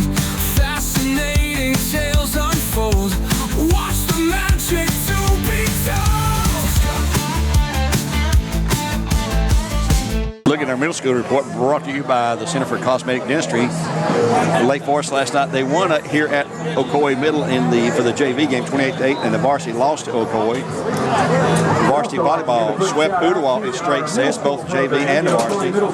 Boys and girls tennis defeated Spring City, but both lost to McMinn County. Girls soccer lost to Athens and Sweetwater Junior High. Thank you, Andy Jenkins, for for always providing us with the middle school report. You can hear Andy tonight, the Hardy's Blitz, Friday Night Blitz on Mix 104.1 as soon as the game is off with Cleveland at McMinn County, which was 13. What was the score there? 13-7. McMinn was up. McMinn was up. That's correct. Was that halftime? It was halftime. Yes, sir. That's some of your Elders Ace Hardware scoreboard notes we'll have there. And they put 2 minutes back on the clock here because the bands took a little bit long and the teams were slow to get out. Both are back out on the field. The Bears tonight up 21-0 in a dominating first half, both offensively and defensively. They're preparing for a region game next week. They'll host the Hawks of Hardin Valley. We'll have that game on the Bear Network live for you, live streaming, and also have the audio from ESPN Cleveland 101.3 with that video. Looks like you got the Bears huddled up there in the end zone. Coach DeWan hopping them up a little bit. Actually, I think that might have been, I don't know which coach it was, but hey, I think it might have been DeWan. They're ready to go. They got to keep pressing the second half. This ball game 0-0. We knew after last week what they could do to us. New scoring update here, Gary. Cleveland up 14-13 on McMinn at halftime. Wow. So the Raiders bounced back 14-13 over McMinn County. That's at halftime on the reservation. They call it up in McMinn County. We're getting tangled up here, ain't we? It's a little tied up here. Tiny press box here. We'll make it. Hey, Jeff. Getting ready for the kickoff here now. Walker will be kicking to the Bears. We'll see how they're going to line up. We'll have to way they take the field here. 21-0 Bears on top. Looking forward to next week's game, home game back in Bear Stadium. 7 o'clock kickoff. 5:30 we'll go live, RC and myself. Talk about that game and recap this one a little bit. We'll be kicking left to right on your radio dial. Nope. Walker went to the wrong end. Referee says, nope, you're going to kick this way, right to left. What a beautiful night for football. This is unbelievable out here. If you guys sitting at home, shame on you. Shame on you. Come out here next time. I know it's crowded, but this is fun. This is what high school football is all about. Yeah, and our community is great at supporting it, too, in every way. Bears send 3 back return. It's going to be number 4. Peyton Parker Price, who wears the black Triple P. Triple P. Reggie Hubbard on this side, and is that McCouch on the far side? That's him. Spence McCouch on the far side. Let's see if they kick it long. He didn't have a lot of length on his kickoff, his field goal attempts when he's warming up. And that will be kicking off number 82, of course.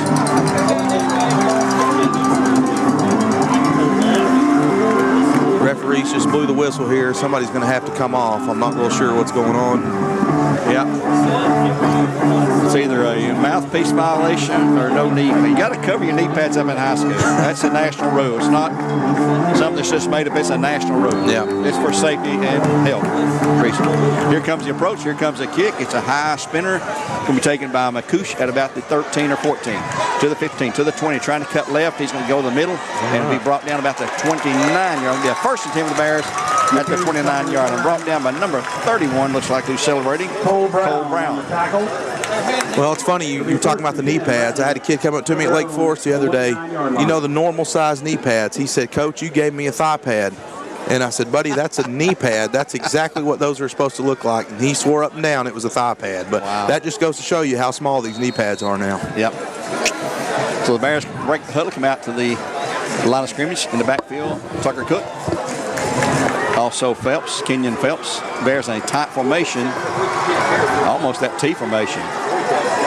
With an H-back or double tight end. Here's a handoff to Phelps going to the left side, trying to get outside. He's outside to the 30, to the 35. He's to the 40. He's the 45. He's in midfield. He's 45 to the 40. Still going to the 35, and he takes 3 guys and bring him down way back downfield. We've got an injured Bear. That's Timmy Gay. I hope that's not that left knee right there. Well, that's what he's grabbing.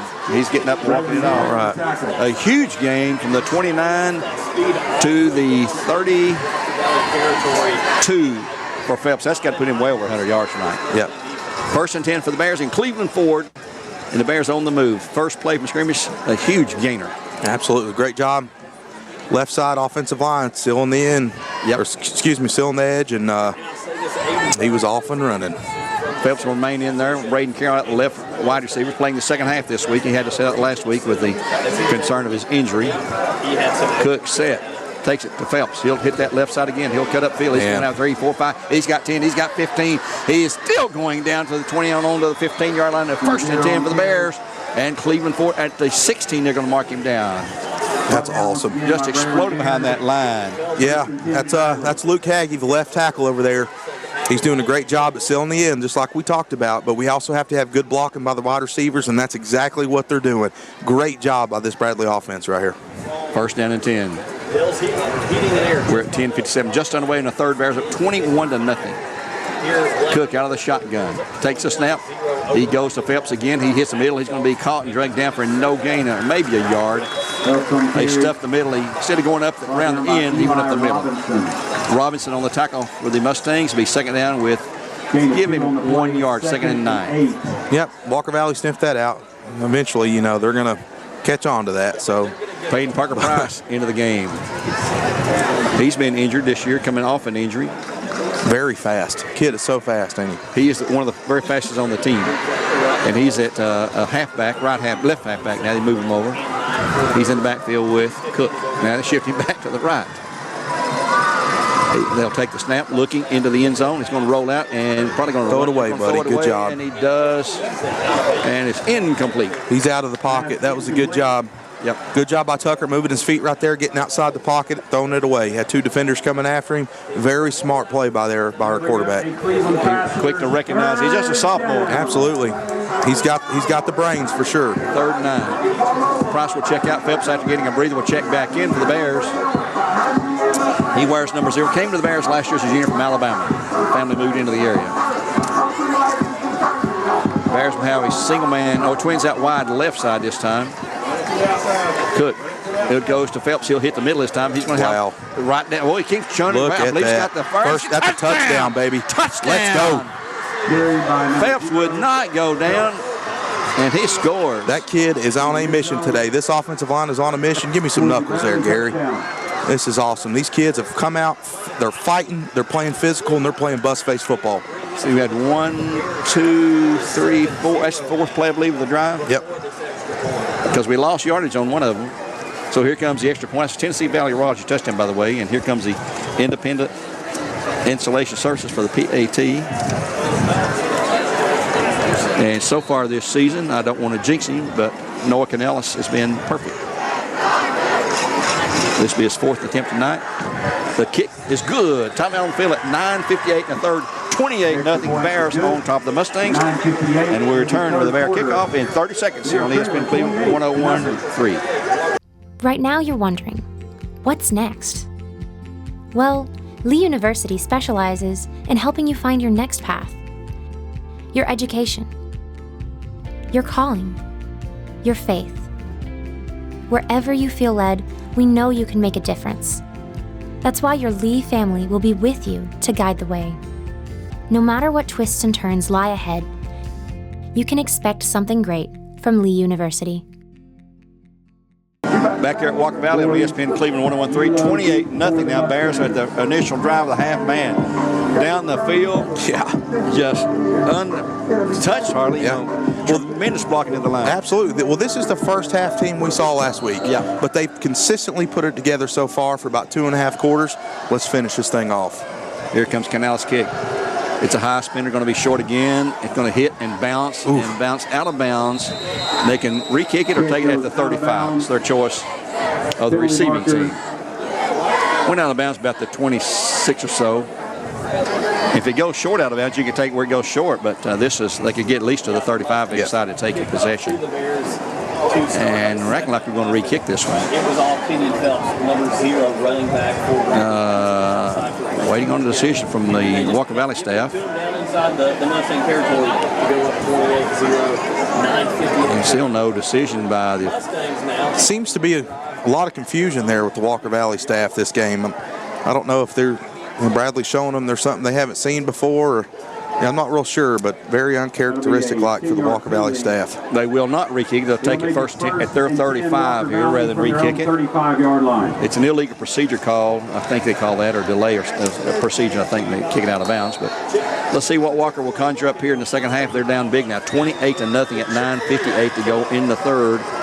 Looking to the sidelines and again signaling plays in. Stevens will stay in the backfield with Cunningham. Trips out wide right. They've got to make up something in a hurry. Back to pass. Oh, Here's my a goodness. long pass down the field. It's going to be complete. Complete down. Case, that's Ulo. Who else? Got behind the defenders down the 26-yard line. From the 35 to the 26-yard line. 38 yards. 27-yard line make it. And 1st and 10 for Walker Valley. What a pass. He's the Cleveland backup last year. Yeah, that was a beautiful ball, definitely, by that kid. You know, they needed that. But chunk plays kill you. You know, that's what's killed Bradley so far. Not killed him, but that's what their kryptonite has been tonight is chunk plays. Same formation. Stevens back again looking to the right side to Hayden. It's going to be Great coverage. Great coverage. Time by the Bears number 15. That's Jeremiah Brownlow. That's awesome. A Lake Forest kid. Absolutely. 2nd and 10. That's a Bruin right there, baby. Shout out to Lake Forest. Great coverage by him, staying on the inside hip, knocking that pass down. He worked the chain game with me Monday night. Oh, did he? I had to sort of train him on it. But Such a great kid. Him and JJ Jeremiah Johnson, had 2 Jeremiahs. Was a bullfrog. 2nd and 10. They'll send twins either side this time. Ulo's out to the far side, along with Arnett on the right. Now they're looking back to the sideline. Play clock's at 7 for Bradley Concrete. It's at 4, 3, 2. Oh, they get it off just in time. Stevens back under pressure, fires it. Incomplete. Yeah, and there's the you flag. can't throw that, man. That their feet were tripping up. You cannot throw the flag right there. Is Reggie Hubbard or Suskowitz, one of the two? Yeah, it will be a flag on the Bears for interference, and I don't see another flag that would offset that. Interference is the call against the Bears. It'll move the ball down to the, well, it's 10-yard penalties that are 15. They don't mark it the spot like they do in the NFL. Pass interference. Well, it'll be a 1st and 10 down inside the 15 to the 14. Yep. 1st 10 the Mustangs on the Bear 14. The Bears up 28-0 at 9:20 to go in the 3rd. Yeah, that's tough right there. It looks like their feet kind of got tangled up, but, you know, oh well. Stevens back. Hands it off this time into the middle and hit by Suskowitz, I believe. Cunningham. 22 or 23. Javon James or Suskowitz. Wiley. They have trouble pronouncing his name too. Well, gain of 2, 2nd and 8. This is what we've been good at the whole game. Bend but don't break, right? So here we are, backed up in Walker Valley's or in our own end zone. We got to do a good job at not breaking here. Let's see what we can do. Only 2 big plays ahead were passes. Yeah, they're big chunk plays. That can hurt you. Bears will love to keep them on the scoreboard with no score. Looking to the sideline again. Changing the play, it looks like.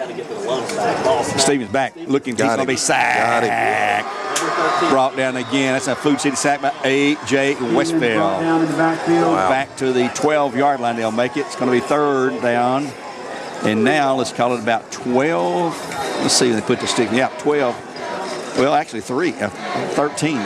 3rd and 13 for the Mustangs. And here's where the Bears defense rose up. Absolutely. That is a grown man out there, number 13. He was doing a fantastic job. I can't imagine being that little right tackle having to go up against him. Well, take that back. I did. Named Jacquez Smith. Used to play for the Atlanta Falcons. Yeah, I did that once. And, so it didn't go very well. So I understand. He was a doodle-wall, wasn't he? Yes, he was. I remember him.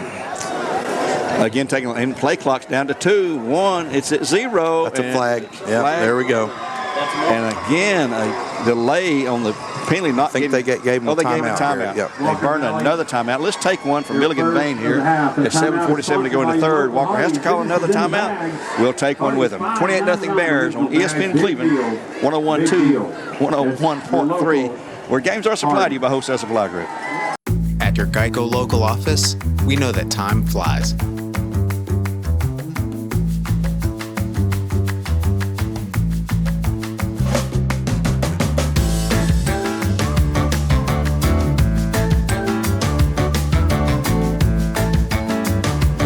Bundle your coverage with Geico, you could save money all year long. Contact your local agent to get personalized service and even more savings.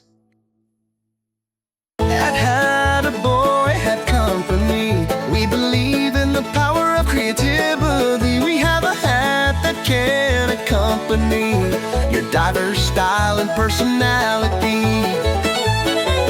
Had a boy, had company. company. We celebrate individuality, celebrate creativity, and the spirit of being free, free in adventure. 3rd and 13, the pass and pass going to be complete and going to go down inside the 10 into the end zone. Is it a touchdown? No, he didn't get in. He did not get in. He's short. Down at the 1 yard line. That's Cunningham. Looks like we got a player down out there. He might be cramping. They're kind of working that leg a little bit. Yeah, there's a cramp for someone for the Bears. Looks like maybe one of the linemen. It'll be 1st and goal for the Mustangs at the Bear 1. Clock stopped now at 7:37 to go. Walker had let that play clock run down to the point where it was going to expire. They had to take a timeout. They had to do it twice in the first half. Trainers out there now trying to stretch out the legs of the, looks like 66 maybe. I'm not sure if that's him or not. Well, they brought in A.J. Bentley, so I'm not real sure if it might be a linebacker. Well, he was injured last year. Well, yeah. Missed a lot of the season. I'd like to give you a reminder, our 3rd quarter sponsor this year is Cleveland Collision, the premium auto body repair shop in Cleveland. We appreciate Cleveland Collision, our 3rd quarter sponsor, here in our game tonight on ESPN Cleveland 101.3. Yep. This has been a good spot for Bradley right here. I know you don't want to be at your own 1 yard line, but they've done a good job at staying, having a brick wall right there, not letting anybody score. So look for Walker Valley to work the edge right here, get away from AJ and the kids. And it looks like we're over there taking pictures. And yeah, I don't know about that one, but whatever. Get your photo, shoot, whatever. That's what the kids are into today, I guess. So mine back in the game. And he's going to walk off. It is, I can't see who that number is. That looks like 26. That's going to be Anthony Perez. He's oh, had my a good goodness. game. Yeah. He's got cramps, but he's not putting much weight on his legs, but they were stretching his leg muscles out. Here come the Mustangs back on the field. They have 1st to go at the Bear 1 yard line. Charleston Mustangs 1st down. Bears need a turnover or from the 1. A penalty maybe. We need the steel curtain right here is what we need. Yeah. I agree with you. I think they're going to go out to the edges rather than up the middle. Officials are going to call time, as this is the Bradley timeout. So the Bears will take time. Let's take one with them this time. A 1-minute timeout from Milligan Vane here on ESPN Cleveland 101.3. We'll return in 60 seconds. McDonald's is honored to serve our communities. McDonald's would like to give the opportunity to come join their team at one of their 11 locations. McDonald's has 5 locations in Cleveland and locations in Athens, Sweetwater, Madisonville, Etowah, Ocoee, and Ottawa. It's as simple as texting APPLY to 38000 or dropping by one of their 11 locations for an application. They offer flexible schedules, tuition assistance, and competitive wages. Come join the winning team at your local McDonald's. You're listening to Bradley Central Football against Walker Valley. The Mustangs the host tonight. Walker Valley broadcast on 99.1 if you're interested. We're not interested. Cleveland's on Mix 104.1 as they're at McMinn, leading 14-13 at halftime. Here's a handoff to the man in the middle. He will, no, the quarterback keeps it, and he's going to get stopped and will not get in. Yeah, I'm not real sure what Walker Valley's doing here. I mean, you've got... Looked like a busted play that time. Yeah, they try to run it up the middle, and they have not had success. Another Bear up limping, number 20. Andrew Carroll. Yep. He's hobbling. He's going to have to be helped off the field as well. Now he's going to go down. I think he's got a cramp as well. Yeah, he's holding his leg up. Said, somebody, stretch it out. Yeah. And these cramp monsters in the 3rd quarter have been hitting us hard the past 2 games for sure. Yeah, it was hot last week. Let's see if we can get some other score updates for you here on our Elders Ace Hardware scoreboard. Looking up in the upper East Tennessee area, Volunteer up 13-0 over Claiborne. Westridge leads Crockett County 14-10. Westridge is one of the 6A teams in Region 1 up there, which would match up with Region 2 later in the season in the playoff time. It is Greenville leading Upperman 20-19. Greenville, a strong team. Sevier County, who's defending 5A state champs at halftime, they lead Jefferson County 14-0. That's on the road at Jefferson County. Science Hill, who is also a 6A team in Region 1, leads Morristown West 14-6. Lisbethton, Brett Standifer's old team where he coached, up 14-7 over Tennessee High at halftime there in Bristol. William Blunt up 45-7 over Austin East at halftime. Alcoa destroying Bearden at 56-13 at the half. Wow. That's a running clock. My Third goodness. quarter, 56-13. We got another. That's the same play. I'm sorry. Oak Ridge up 21-6 over Clinton in the second period. 21-6 at Clinton. Powell leads Farragut 14-7. Farragut lost last week. They're down 14-7 to Powell at home tonight. The Bears will be there in 2 weeks. Knox Central leads Fulton 27-0. And let's see, Maryville up 41-0 halftime over West. There's another running clock. Maryville is the real deal. They lost Alcoa last week, but Alcoa is Alcoa, folks. Yeah. Meigs County down big to East Hamilton 28-12. That's at halftime there. We're ready to go here. Let's go defense. Second and goal from the 1. Bears stuffed them on the first try. They've got one wide receiver to the far side. Now the Bears are trying to get some players in and out. We're going heavy. In a tight formation for Walker Valley. The handoff into the middle. Okay. He will score as he goes around the end. That will be Cunningham. Jason Cunningham. Yeah, if you want to have success against this defense, you got to get outside right now because in the middle they're not doing much. But that was a great job by Yulo. That was Yulo on the score from 1 yard out, making it 28-6. The Bears up 28-6 with the extra point attempt coming up for the Mustangs. So they do get on the scoreboard. Here comes some Bears in late for the extra point attempt. Stevens to hold. Malik to attempt. Malik to attempt for the Mustangs. He is their normal kicker. He is placed in. Kick is up. It's good. Timeout on the field at 6:45. Oh, there's a flag here. And let's see what the marker is. If it's on the Bears, they can take the kick and take it on the kickoff. The official indicates illegal sub against the Bears. We'll take it on the kickoff, he says. Okay. Penalty will be enforced on the kickoff. It will be. That's what just as I said. So why are we kicking again? Yeah, I'm not real sure. I thought I guess because they blew the whistle before. Yeah. All right, he's going to try it again. We will mark this off on the kickoff when the Bears receive. It's been a long third quarter again this week. Here's a kick high again. Good. It's 28-7 at 6:45. We'll take a 30-second break on ESPN Cleveland 101.3 and we'll return in 1/2 minute for the Walker Valley kickoff to the Bears. At your Geico local office, we know that time flies.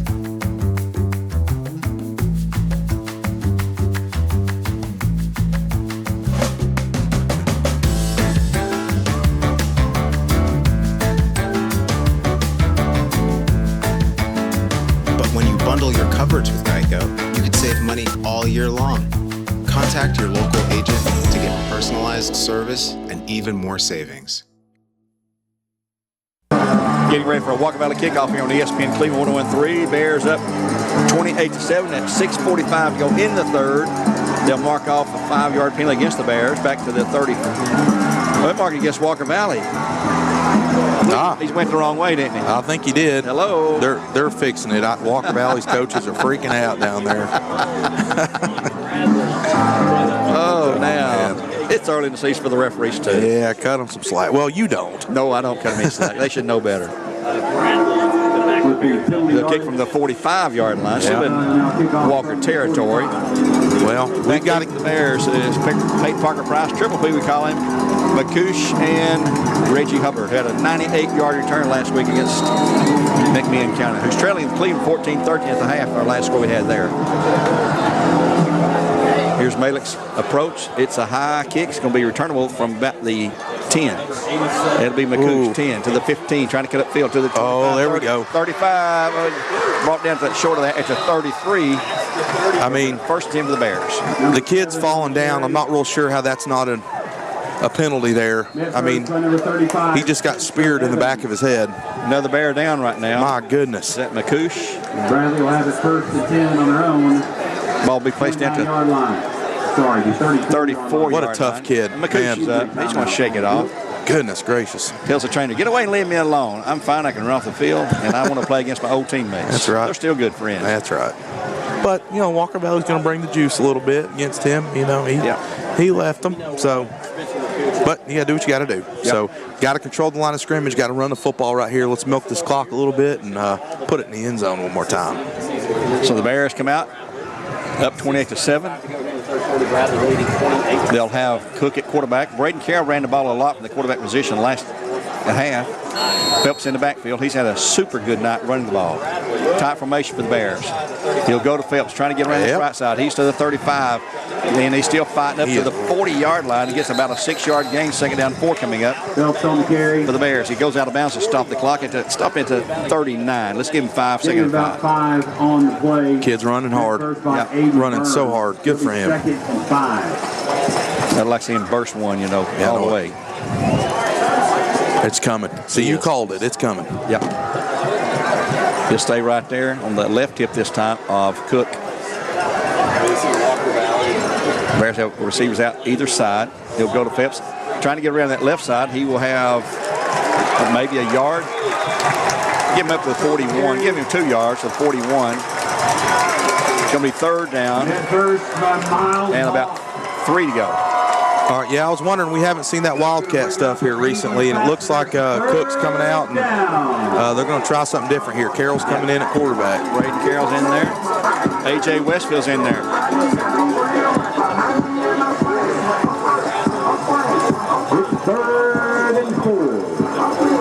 Westfield lines up at tight end on the right side. Full backfield. Snap to Carroll. He won't go forward. He's to the 40, to the 45. He's got that first down out of 40, across the 45 to the 48. 1st and 10 for the Bears and Cleveland 4. It'll be enough for a 7-yard gain to the 48 for the Bears. Been doing a good job at mixing that up, giving them different looks. And Carroll's a whole different weapon. Oh my goodness, kid's got vision for sure. For the Mustangs. And that's something that Walker did not see last week. Yeah, it's a wide receiver, but not anywhere in the backfield. That's right. He'll stay in there, same formation, same exact formation. Carroll will take it again, follow his blocks. He's across midfield. He's down to the 45, and he's powering forward for a good 7 or 8 yard gain down. Mark him out at maybe the 46, where it'll be 2nd down. Just outside the 45, I believe. They'll stop the clock right on the 45. Ball touching the 45. Gain of 7, will be 2nd down, about 3 to go. Yep, offensive line. They've been doing what they've been doing all game, controlling the line of scrimmage. And Carroll's following his blocks. That's right, being patient and hitting the hole. Good job for the Bradley offense right now. Clock running at 4:46 to go here in the 3rd. Bears up 28-7. 28-7 Bears on top by 3 scores. Same exact formation. And this time they hand off to Phelps. He'll go around the outside. He's got right at the 1st. Let's see if he's got it. It's going to be just shy, it looks like. It'll be 3rd down and maybe a yard to go for a 1st. Great block there by Devontae McMillan, pulling guard. He kicked out the player he's supposed to get. These Walker Valley Mustangs are a little fired up right now. Let's see if we can. 1st down will unfire them a little bit. That's right.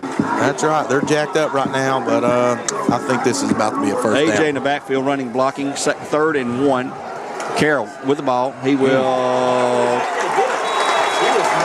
Well, he is not going to get it. It's going to be 4th. I'd go for it. I would too. I would go for it. In the backfield. That'll deflate this whole place. First by Jonathan West. No gain on play. Actually, you lost a yard. Yep. 4th down and 2 to go. A good 2. It's 4th. McCoosh back out there. Carroll stays in at quarterback. Oh, Walker nearly jumped off. Bradley changing plays. Phelps back there with Carroll. Carroll with the ball, has a 1st down. Has it? Sure does, down about the 41. 1st and 10 for the Bears and Cleveland forward. That'll cool off the defense from the Mustangs. Yeah, they forgot who Daddy was tonight. I shouldn't have said that. I don't know. But seriously though, I know Walker Valley's got some good players over there, and they're fired up. They're trying to stay in the ball game. But this Bradley offensive line and the way they've been running the football, they came in here tonight with a statement, and they're making it known that they're trying to squash what happened last year. Well, it shows, Walker comes in and scores, and Brad said, okay, you scored. We'll give you that. We're going to drive it down the field. And they've done it so far. 1st and 10 for the Bears at the Walker 41 at 2:55 to go. Carroll, Cook's back in there. Phelps outside, trying to get around the right end. He's going to have goodness, what a move! He's got 8. He's got close to a 1st down inside the 35. He just shakes off the contact. I'm telling you, he's moving well. I mean, he was stopped in the backfield right here, and he just got 7, 8 yards out of that. I mean, you can't teach that. You know, that's just ability. 9. It's less than a yard for a first My now. goodness. Ball to Walker 32-yard line. Play is 2nd and 1. Wow. Yeah, he's be hard to tackle. I'm telling you. His quickness, you know. Yeah. They're eating a lot of clock with a 28-7 lead. Bear set. Again, the Phelps, he'll have the first down inside the 30 to 25, and there's a flag, and it'll come back probably. Phelps on the carry. There's a penalty marker on the play. Penalty thrown about the 25-yard line or so, and they're talking it over. It looks like the Bears going to back up here. And they'll mark it off from right there, I believe, from the 27. Yep, they will mark off. Official says that is a hold on the Bears. Mark it back to the 38. Well, if that wasn't a flag, that was still a 7, 8 yard gain right there. So, Replay, 2nd down. Let's just keep handing the ball off. 2nd and about 7 to go for a first down. Clock running at 2:05 in the third. Bears up 28-7. Mustang 38. 2 minutes to go. Cook has a receiver out wide right. I believe Carroll had her wide right. Cook looking at the sidelines now to change the play. That kid is playing about 10 yards off of Carroll right here. Yep. And he'll hand it to Phelps in the middle. He's going to have outside. That's McCooch. That's McCooch. Yeah, he's the 30 to the 25, down to the 20, and dragged out of bounds about the 16 or so. First and 10 for the Bears and Cleveland forward.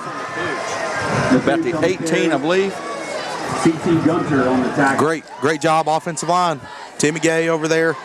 Our wing, whoever the wing, I mean, that was fantastic. It's perfect. Ball's at the 18, first and 10 for the Bears. A minute 34. He went out of bounds. That will stop the clock.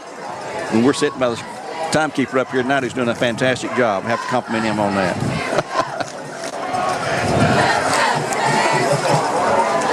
Bears are set. Twins to right side. McCooch in the backfield with the ball. Powers forward, gets hit hard. Yes, down he did. About the 15. Give him maybe 2 yards or so. It'll be 2nd down. And he's down to right at the 16. Looks like. Goldman on the tackle. Man, I tell you what, that was a hard hit. Goodness gracious. You could hear it up here. Yes, McCooch is he's going to be sore in the morning. His old buddy's giving him a hard time, but he's playing well. Gain of 2, 2nd and 8 for the Bears coming up here. Listen to ESPN Cleveland 101.3. We're in the third quarter, sponsored by the Cleveland Collision Center, the premium auto body repair shop in Cleveland. Bears have wideouts left and right. Cook hands it off. This will be Phelps, I believe, the right side. He's going to be down inside the 10 to the, and there's a flag again. Yeah, they're going to throw a flag right there on, I believe, Timmy Gay. He just didn't let go soon enough. So, Flags at the 13. Holding against the Bears. We'll repeat 2nd down again. We've had more penalties here this second half. Yeah. Clock stopped at 47.9. Mark off 10 yards. Still 2nd down, Gary? Yeah. I can't say. Okay. You can't see the 10-yard penalty. thing over there? No, I can. It's just. It's turned wrong right now.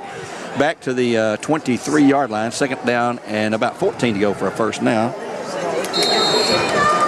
You were about to say I need to go get glasses, huh? I need to have my prescription checked. We'll send Reggie Hubbard out wide left. Out wide right's going to be Braden Carroll. In the backfield. Phelps in the backfield still with Cook. On his left hip. And it's going to be Cook stepping up and running the ball. I don't think that was a call play, but he'll gain down to the 20. It's going to be 3rd down and about 11 to go for a first. Yeah, Cook, my little buddy right there, he's got to protect that football. He's a little wild with it. Yeah, out there, he knows better than that. I'm sure they'll fix that. But that was a busted play. Somebody didn't do something right. And that's going. I think we can run the clock down here. Bradley's going to the sidelines like they will run it down. And that will take us to the end of the third quarter.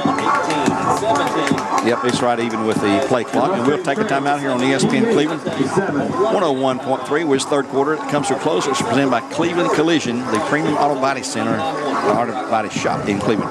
Back in 1 minute with the start of the fourth period. The Bears up 28-7 when we return.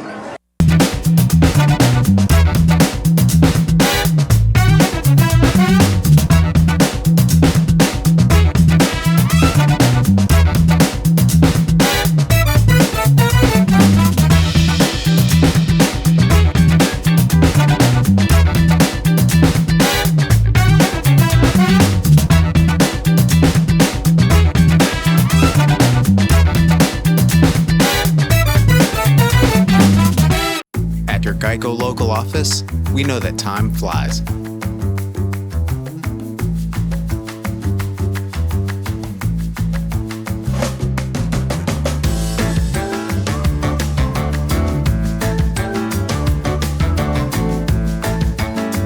But when you bundle your coverage with Geico, you could save money all year long.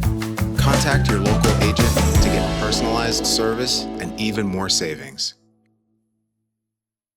We'll start the third period, 3rd and 13 for the Bears at the Walker 23-yard line, looks like.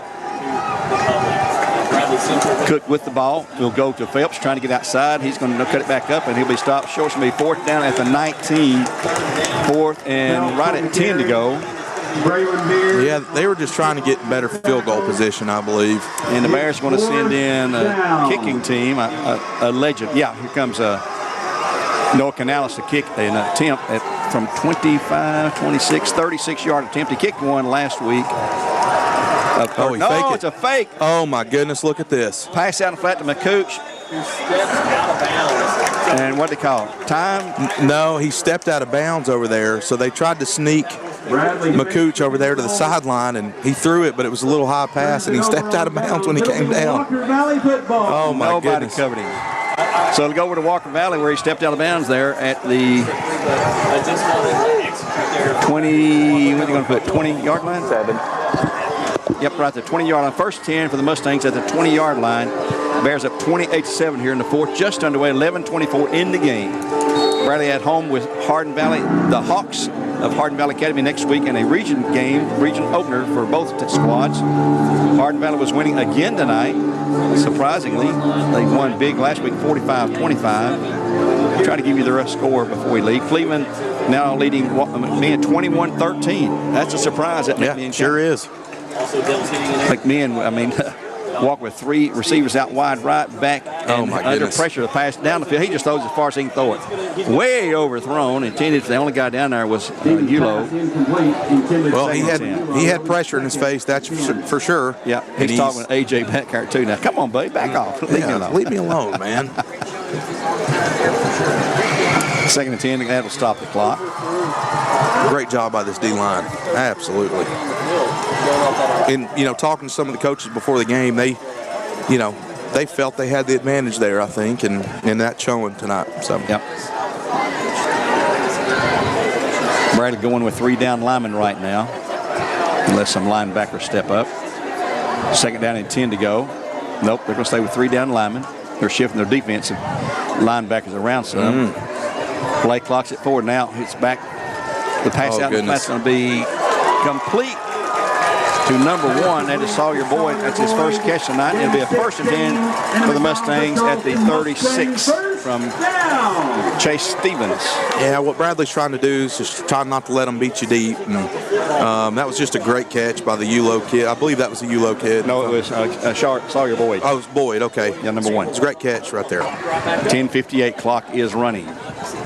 Ulo looking to the bench over here on the sidelines. He's a wide out right side. Boyd on the far side with Hayden. In the backfield is Cunningham with Chase Stevens. Trips left side this time. They flip it. Now they're going to change the play again. Play clock's at 6. Oh, my goodness. 5, 4, what are you guys doing? 3, 2, 1.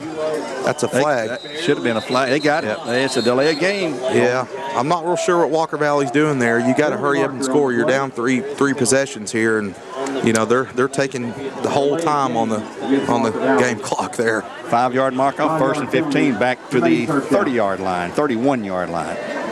I figured you'd be more in a hurry up, Gary. I don't know. They're taking too long to get the play, and then the quarterback's got to tell the lineman, what the blocking scheme would be. Sure. See, play clock right now is at 18. Yeah. Play has been sent in. At least a call play has been sent in. And they shouldn't have to change this because they had time to make the call. Stevens will keep it himself, and he's going to be under pressure. He'll overthrow it again. Oh, you can't do that.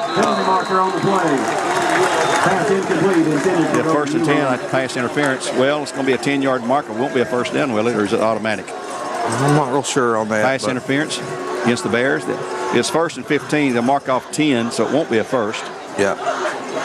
Sometimes when you almost have too much of perfect coverage, it almost looks like it's a pass interference. That was a great job by Reggie getting his hand around, and I'm not. What are we doing? 15-yard penalty. Okay. They are going to say it's a first down. It's 15-yard marker, and it was 1st and 15. Ball just outside the Walker Valley 46. Clock's at 10:17. Bears up 28-7. They're changing play again from the sideline. Stevens hands it off into the middle, and a yard or two maybe. Up to near the midfield, it's a 49. That's Cunningham with the carry. Perez on the stop. Suskowitz on the stop, and Perez. Give him 3 on the second and 7. Yeah, I don't understand why. I mean, I know you want to still be able to run the football, but you're down 3 scores, and 9 minutes to go. Yeah, 9 minutes to go. You got to get the ball in the air. Bradley showing more men at the line, showing a blitz right here now, actually. And low snap. Stevens back under pressure. He gets a long pass. It's overthrown again. Oh, my goodness. Way overthrown again. He's got an arm. He does. Pass incomplete. Going to be 3rd down and 7 to go. Elo, the intended receiver, but he's fast, but not that fast. That's right. Well, it's 3rd and 7, so let's get some pressure on this guy right here. Let's see if Big 13 can get after it. He's out there moving around a little bit, so he's feeling good. So let's get some pressure on this guy. And McIntosh on the left end here, defensive end. Let's put him on the ground. Paul Stokes, the nose guard. And the wide now receivers. Walker Valley receivers don't know what's going on. Yeah, a lot of miscommunication tonight from the Mustangs. Trips left side for the Mustangs. Stevens back to pass, looking. Under pressure, fires out in the flat. It's going to be complete. That's a block in the back. And it's going to be 1st and 10. Pass complete to number 8, Casey Cunningham. Maybe a 1st and 10 for the Mustangs. First down. At the Bear 39. 1st and 10. Yeah, I might have got away with a block in the back. Yeah, but you know what? Sometimes it goes our way or it don't. Yep. Sometimes you're the bug, sometimes you're the windshield, all right? 9:29. Clock did stop the out of bounds play. They're at the Bear 39. Bears up 28-7 though. Stevens back. They're going to throw over down now. Pass out in the flat's going to be complete to Hayden. He's down to the Bear 23 maybe. And that's enough for a Another 1st and 10. Yeah, they're neutralizing our defensive line a little bit. We're huffing and puffing up front, and we're not getting the pressure that we need to. We got to pick it up right here, and I'm sure Coach Blaylock and the guys are getting after him a little bit. A little soft on the coverage back there too. Again, a passing formation, I would guess. Single man either side. Stevens back, looking right, throwing down into the end zone. Overthrown. Flag called on the Bears. They're saying he tripped. Another penalty marker on the play. Reggie Hubbard tripped Bulow. They did get tangled up, but that was, well, I ain't going to comment on that one. Yeah, I'm not, that's not a bad penalty to have, because you keep them from scoring right there, and give your defense a little bit of a breather right here, and let's bow our backs and keep them out of the end zone. Clock stopped at 9:01 with a penalty. It's another penalty. Bears had several penalties here in the second half. Long penalties. Pass interference 3 or 4 times. And that was justified there. Absolutely. So it'll be first. Where are we going to have the ball at? 1st and 10 at the 11. 12 at the 12. 1st and 10 at the 12. They'll start the clock on the snap. A long time getting the play in from the sidelines. That was a 15-yard penalty. And a Mustang first down. First Play 10. clock's at 8.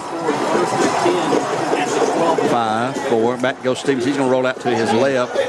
He's open. He's going to throw it in the end zone. That's going to be overthrown. Incomplete. It's going to be 2nd down. Pass incomplete. He had a man underneath there open. That was Casey Cunningham. 2nd down and 10 from the 12. Clock at 8:55. 2nd and 10. Walker trying to move down the field and throw passes to kill the clock. Yep.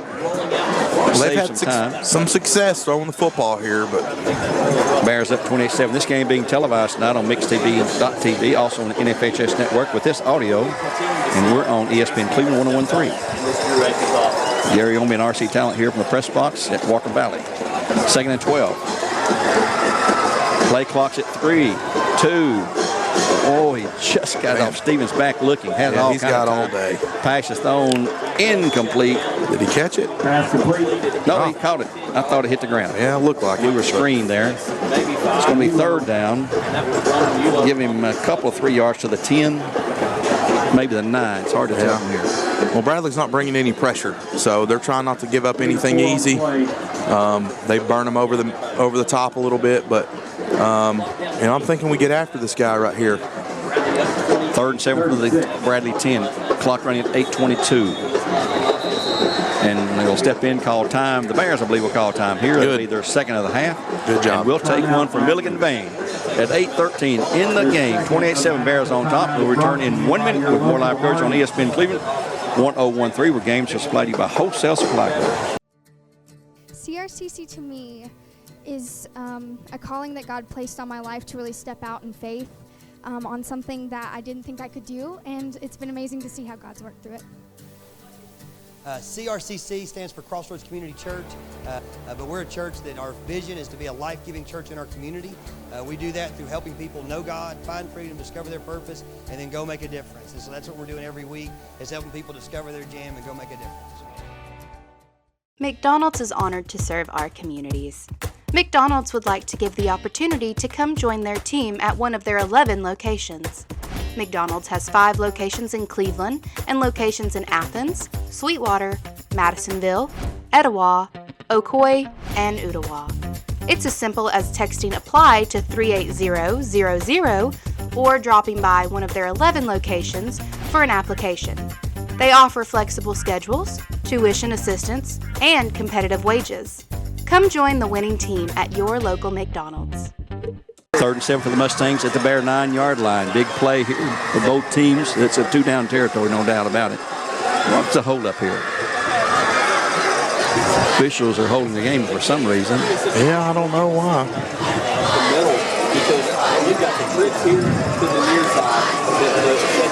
And they're looking at the scoreboard like we're waiting on something, but I'm not real sure what it is. The play clock's at 25.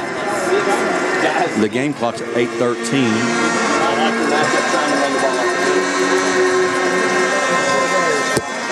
And they're looking up here at the press box like they're waiting on the press box to do something, but nobody's sent any information up here. Maybe they're trying to talk to your coaches up here with the headset.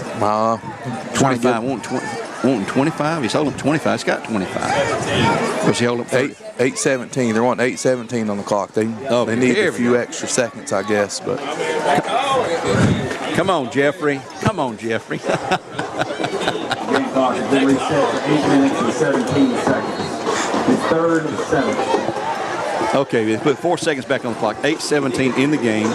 Third and 7 for the Mustangs at the Bear 9-yard line. Repeat that information. They'll send twins either side, and they will keep someone in the backfield. That's going to be Case and Cunningham. Stevens rolling back. Oh, he fumbles the ball. He's going to be hit and thrown for a loss. Big play. Huge play. He's brought down by one of the Bears there. Zane McIntosh. Zane McIntosh. A huge loss back to the 20-yard line. 11-yard loss on a bobble snap. That's huge. That's huge. In time he picked it up. From the 20. It's fourth down right here. It's a big stop for the Bears. I'm pretty sure if we can stop them right here, this ball game's probably over. Clock is 7:50 and it is running. And the Walker Valley fans are putting their gear together and starting to march out of the stands. Well, that's a good sight for us Bradley fans, ain't it? You bet. We'll see y'all in the morning. We'll be back here. That's right, 10 o'clock. Right. First game, 10, 11, 12, and 1. Here we go. Twins, a double stack right side, Twins out left side. And again, looking at the sideline to change it. And the play clock's at 0. They get a delay again. They sure did. Another delay. Game penalty on the Mustangs. Yeah. When you can least afford it. You cannot. You just can't. You can't do that. That's. Yeah, that's not good. Ball back to the 25 now. So it's 4th and 23 now. Ball on the 25. Just don't get a penalty. No, absolutely You cannot get a penalty, a defensive penalty. Well, we'll stop the game again. And there's time call by the Bears call time. That'll be our last one. Final timeout. Yeah, that's a smart timeout though by Coach Floyd. You're trying to see what they're lining up in. You know that if they don't get it, it's probably the ball game. So great timeout there by Coach Floyd to see what they're doing.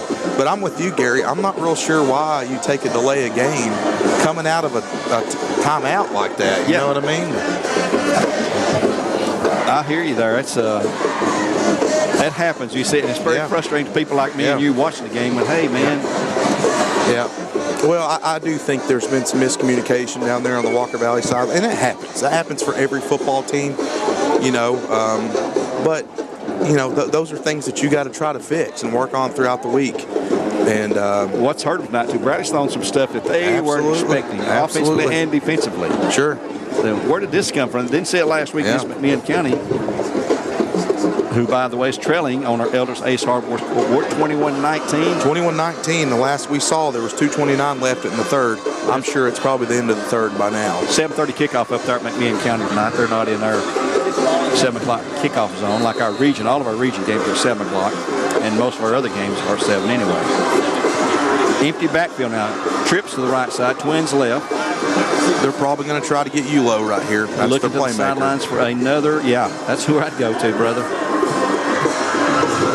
And here comes the rush. AJ all over. He's got him. He is going down. He is down. A Food City sack. And now the Bears are celebrating. Paul Stokes, AJ Westfield, along with Andrew Carroll. We got one way down back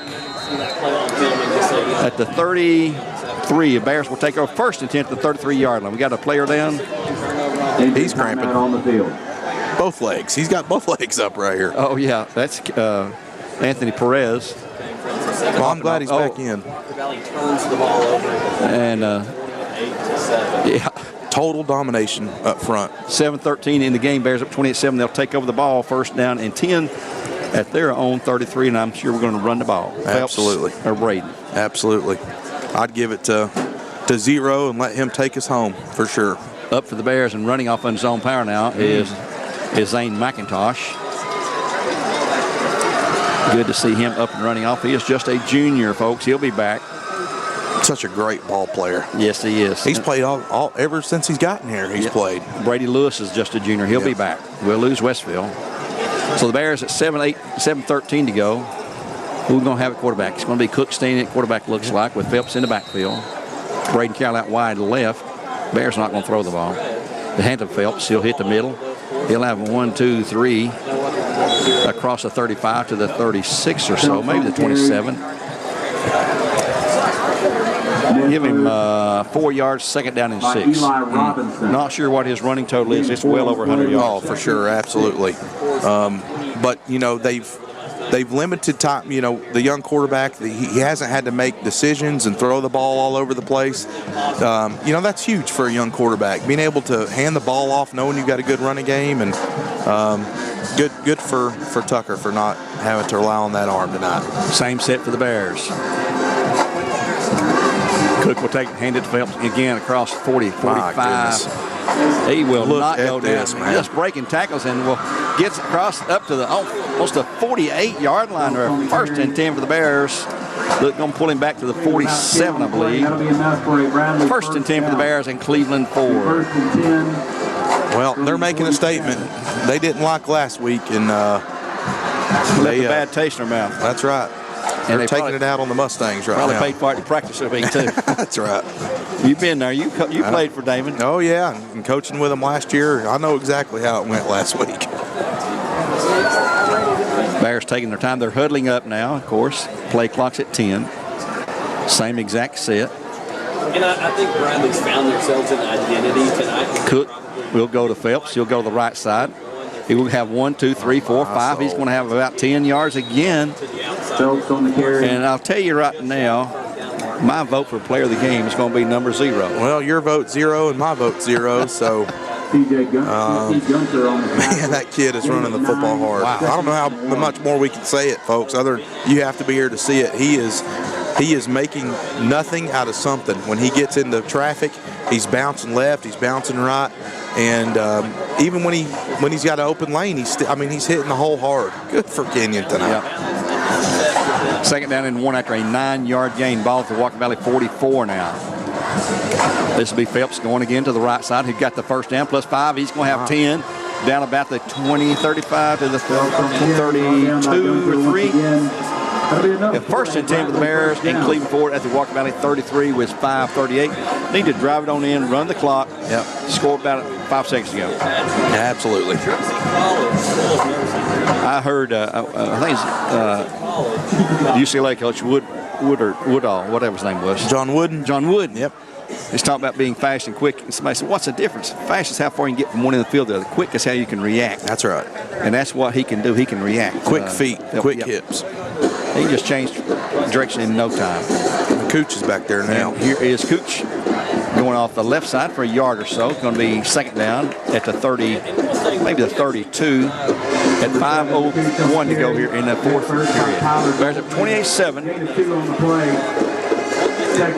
Now I know the Bears are trying to run the clock down right here, but don't get it twisted. They're trying to put this ball in the end zone and make a statement here. They know this is an important game in our county, and need to let the Mustangs remind them who's been dominant in this series for so long.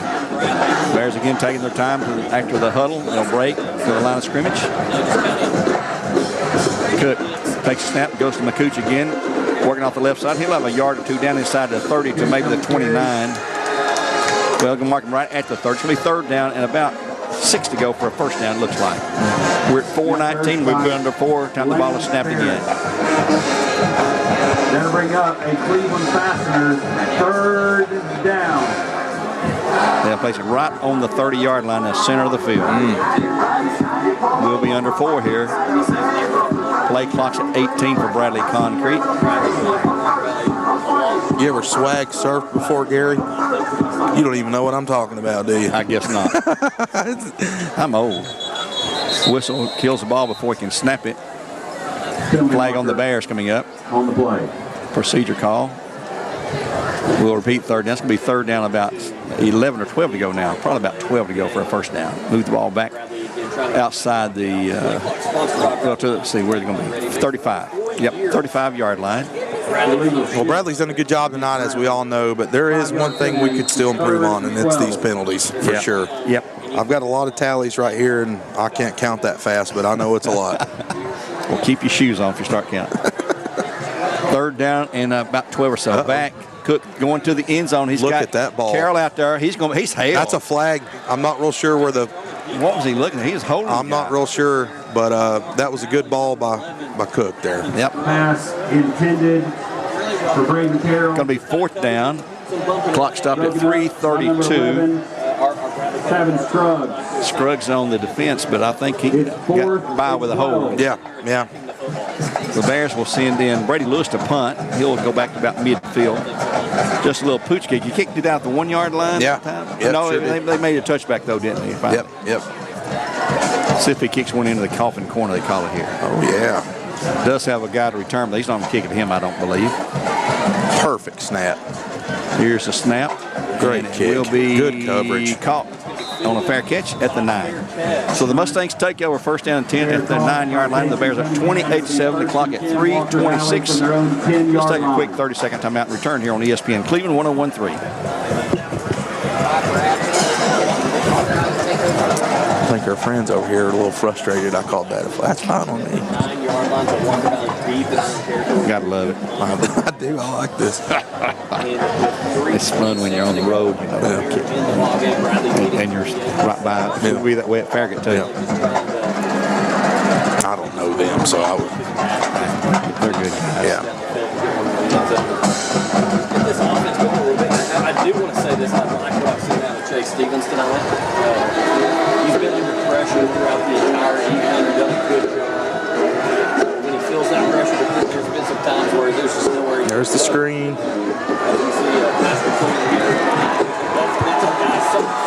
That's Pass complete to Sawyer Boyd, covers 39 yards, and enough for McDonald's and Charleston Mustangs. Long pass from the 9 up to the Bradley 49, 40-yard gain. That was to Sawyer Boyd from Chase Stevens. Clock's at 3:11 to go here in the game. They will stop the clock to move the sticks, and they'll crank it right now.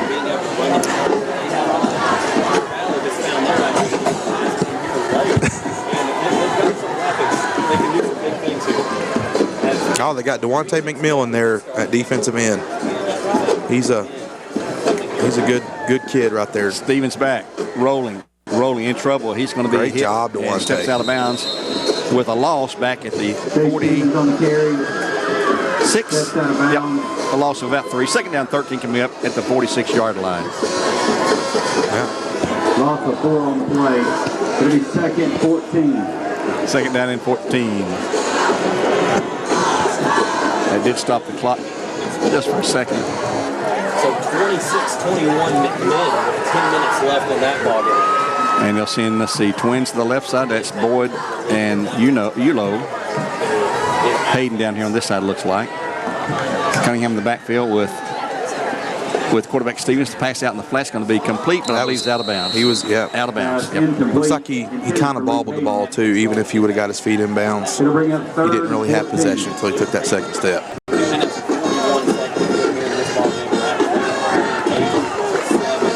Second down and third down now, 13 to go. A little too late, though, unfortunately.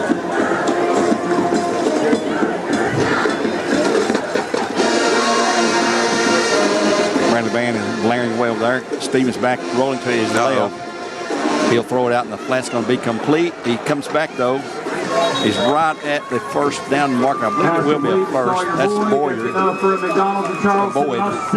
will be a first and 10. At 2:32, the ball down to the Bradley 41. The yard mark for the first down mark.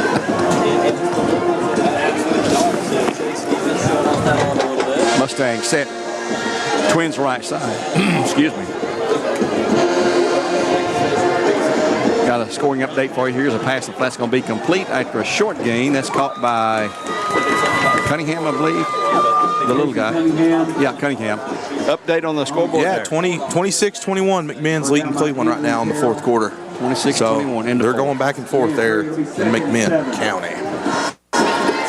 Minute 58, clock running here in this game. Bears up 28-7. They're going to secure their first win of the year. And they'll be home against Hardin Valley in a region game, the Hardin Valley Academy Hawks. Next Friday, 7 o'clock kickoff, 5:30 on a pregame. Stevens rolling out to his left, completes it to Boyd, and he gets undercut out there, and he'll have the first down as Hubbard knocked him down to the 26. First and 10 for the Mustangs. They're piling up some yards here late in the game when it's out of reach for them. Yeah, Bradley's just playing soft right here, just trying to keep everything in front of him. Clock starts. It is running at 1:25 in the game. Once again, our first down sponsored by Bradley. Again, they'll spread it out. Trips left side for the Mustangs. Looks like Ulo over here to the right side. Stevens back, looking for Ulo, throwing to him. It's going to be complete, and he's pushed out of bounds. That's a good catch. About 18. Yeah, he's an excellent receiver, and he is committed somewhere, but not signed. First down. First 10 for the Mustangs at the Bear 17, I believe they put it down. Our Walker Valley counterparts over here told us that Ulo's committed to Austin P. Austin P, yeah. He sure is. I remember that now. Bears jump into the neutral zone, and they will get flagged. 5-yard mark-off coming up. We've had too many penalties. Yeah, too many penalties. Coach Floyd's not going to be happy about that. But it's not so bad when you take home the dub. 5-yard penalty. But, it makes you wonder, you don't have all these penalties. What is the outcome then? So we got a minute 8 to go. Again, the Bears at 28-7. We'll look at our scoreboard for Elvis Ace Hardware. Pick a play of the game and a player of the game.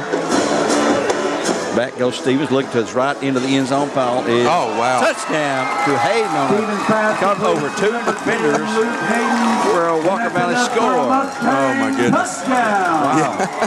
I mean that you had 3-on-1 there. It looked like, or 2-on-1, and that just that ball just slipped right on through there. Good catch. He was tall enough to pull it down. That's right. So at 104, the Bears lead 28-13. They'll be going for an extra point attempt. That'll be Malek. To hold Malik to attempt. And we'll have a Walker Valley kickoff coming up. That's a Tennessee Valley Rology touchdown for the Mustangs.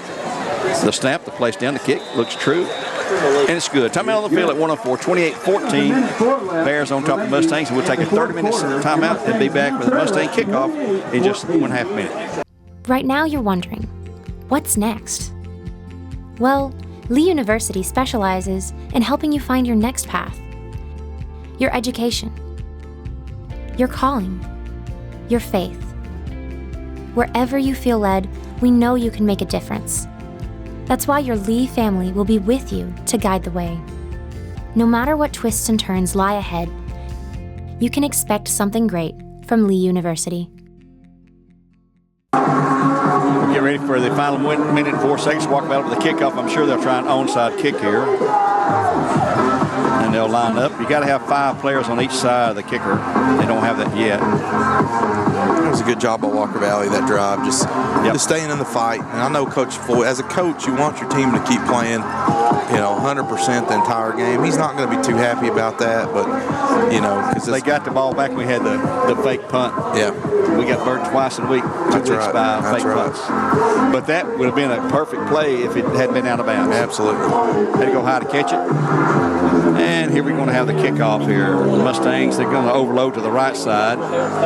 Brad's got everybody up, nobody back to receive it. They got the hands people, let's call them, up front here. And Malik to kick off with 1:04 to go. Here comes his approach. Here's his kick. It's a high skipper, and the Bears take it. And a good catch there by, looks like 23, and that, of course, is Javon James.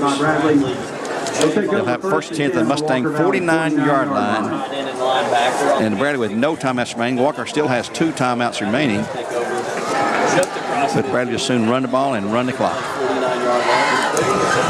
They'll bring in Phelps at the back position with Cook. A.J. Westfield in the game. Also, Zane McIntosh in there. So they got their heavy package, we call this. And they're going to take a knee. They're going to take an under center. They're going to take the snap and take a knee. Sophomore quarterback Tucker Cook back under center. He will back up. Walker's not even going to put any pressure on it. One thing that I do appreciate this scenario. They didn't even line up to defend. When there's not a lot of pushing and shoving going on in those victory formations. It's going to be second down, and they'll mark it back to the Bear 48. Clock's at 49. One more play for the Bears. They'll run the clock down. The play clock's at 30, so they can run it down here and run one more play, and that'll be the final play of this game tonight. And we'll take a timeout, and then we'll come back with our scoreboard, our play of the game, and our player of the game. Cook takes the, and the players are hugging each other. The Bears are celebrating on the far side as the game clock's at 23. The teams meet in midfield. The officials are going to leave the field as soon as it hits 0. They can't leave before then. They'll hold the ball high in the air to indicate end of the game. We're at 10 seconds to go. The Bears are going to get on the scoreboard, or on the winning side of the scoreboard. 28-14 the final here tonight. That's right. Good road at Walker Valley. Yeah, good for them. They wanted to come out here and make a statement tonight, and they did.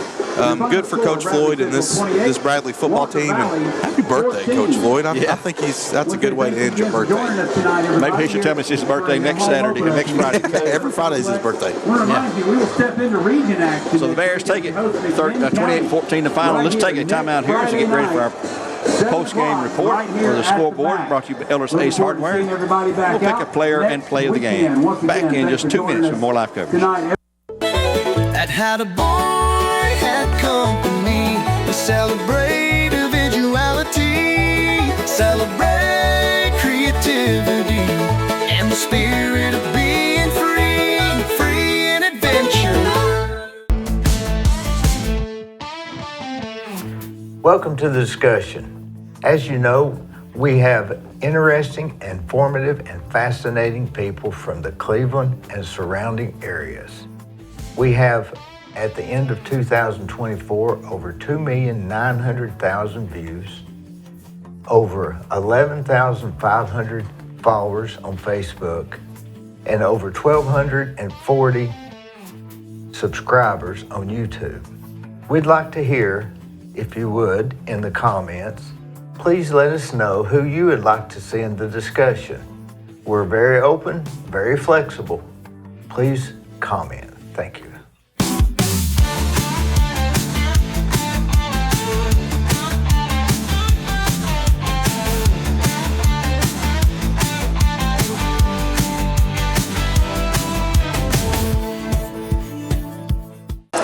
Back here at Walker Valley High School on ESPN Cleveland 101.3. Happy news for the Bears tonight. They win 28-14 in most dominating fashion. Gave 2 second-half touchdowns, but still, you've got to be pleased with the offensive efforts and the defensive efforts. Both sides of the ball played really well, and I think Damon Floyd is going to hate the penalties. He hates those, but hey, a win is a win, and we'll get ready to be at home next week and reaching the opener against Hardin Valley. Yeah, it's going to be a big game for us. Those region games are always big, as we talk about, but yeah, great. I'm always going to give love to the guys up front. Great job to the offensive line, defensive line. They controlled this game. They did a fantastic job. Kudos to the big men up front on both sides. And as our player of the game, I think we gave that away a little bit a while ago during the game. Yeah. Kenyon Phelps tonight for the Bears had a remarkable night. Don't have his exact running totals, but man, what a great night he had. It's well over 100. Absolutely. I'm thinking he's probably pushing close to 175, to be honest with you. So he told me today I'm going to try for 200 tonight. Yeah, well, he knew he was going to get the ball, I guess. Absolutely. Absolutely. So he is our play of the game tonight for the Bears. And our play of the game, well, it's a different kind of play of the game, but go ahead and describe that. Yeah, so, Walker Valley was pinned kind of deep on their side of the field, and that snap over the head on the punt, the way Bradley was able to respond to that and kind of make sure that ball didn't get kicked or get thrown out and made the tackle back there, that's huge because it gives you short field position. And, we went up 14-0. It might have been 21-0. I'm not real sure what point that was, but that's big. Yep. That's big in the game. So kudos to the defensive line. Those guys who made that tackle, it could have been the line, whoever it was, that was a great job pursuing to the football. That's my play of the game. Give the defense credit for that there. Until next time, this is Gary Ownbey with RC Tallant. Backstage on Ephraim Kyle, and he does a great job every game. We appreciate all the work he does for us. Until then, though, God bless and go Bears. Go Bears.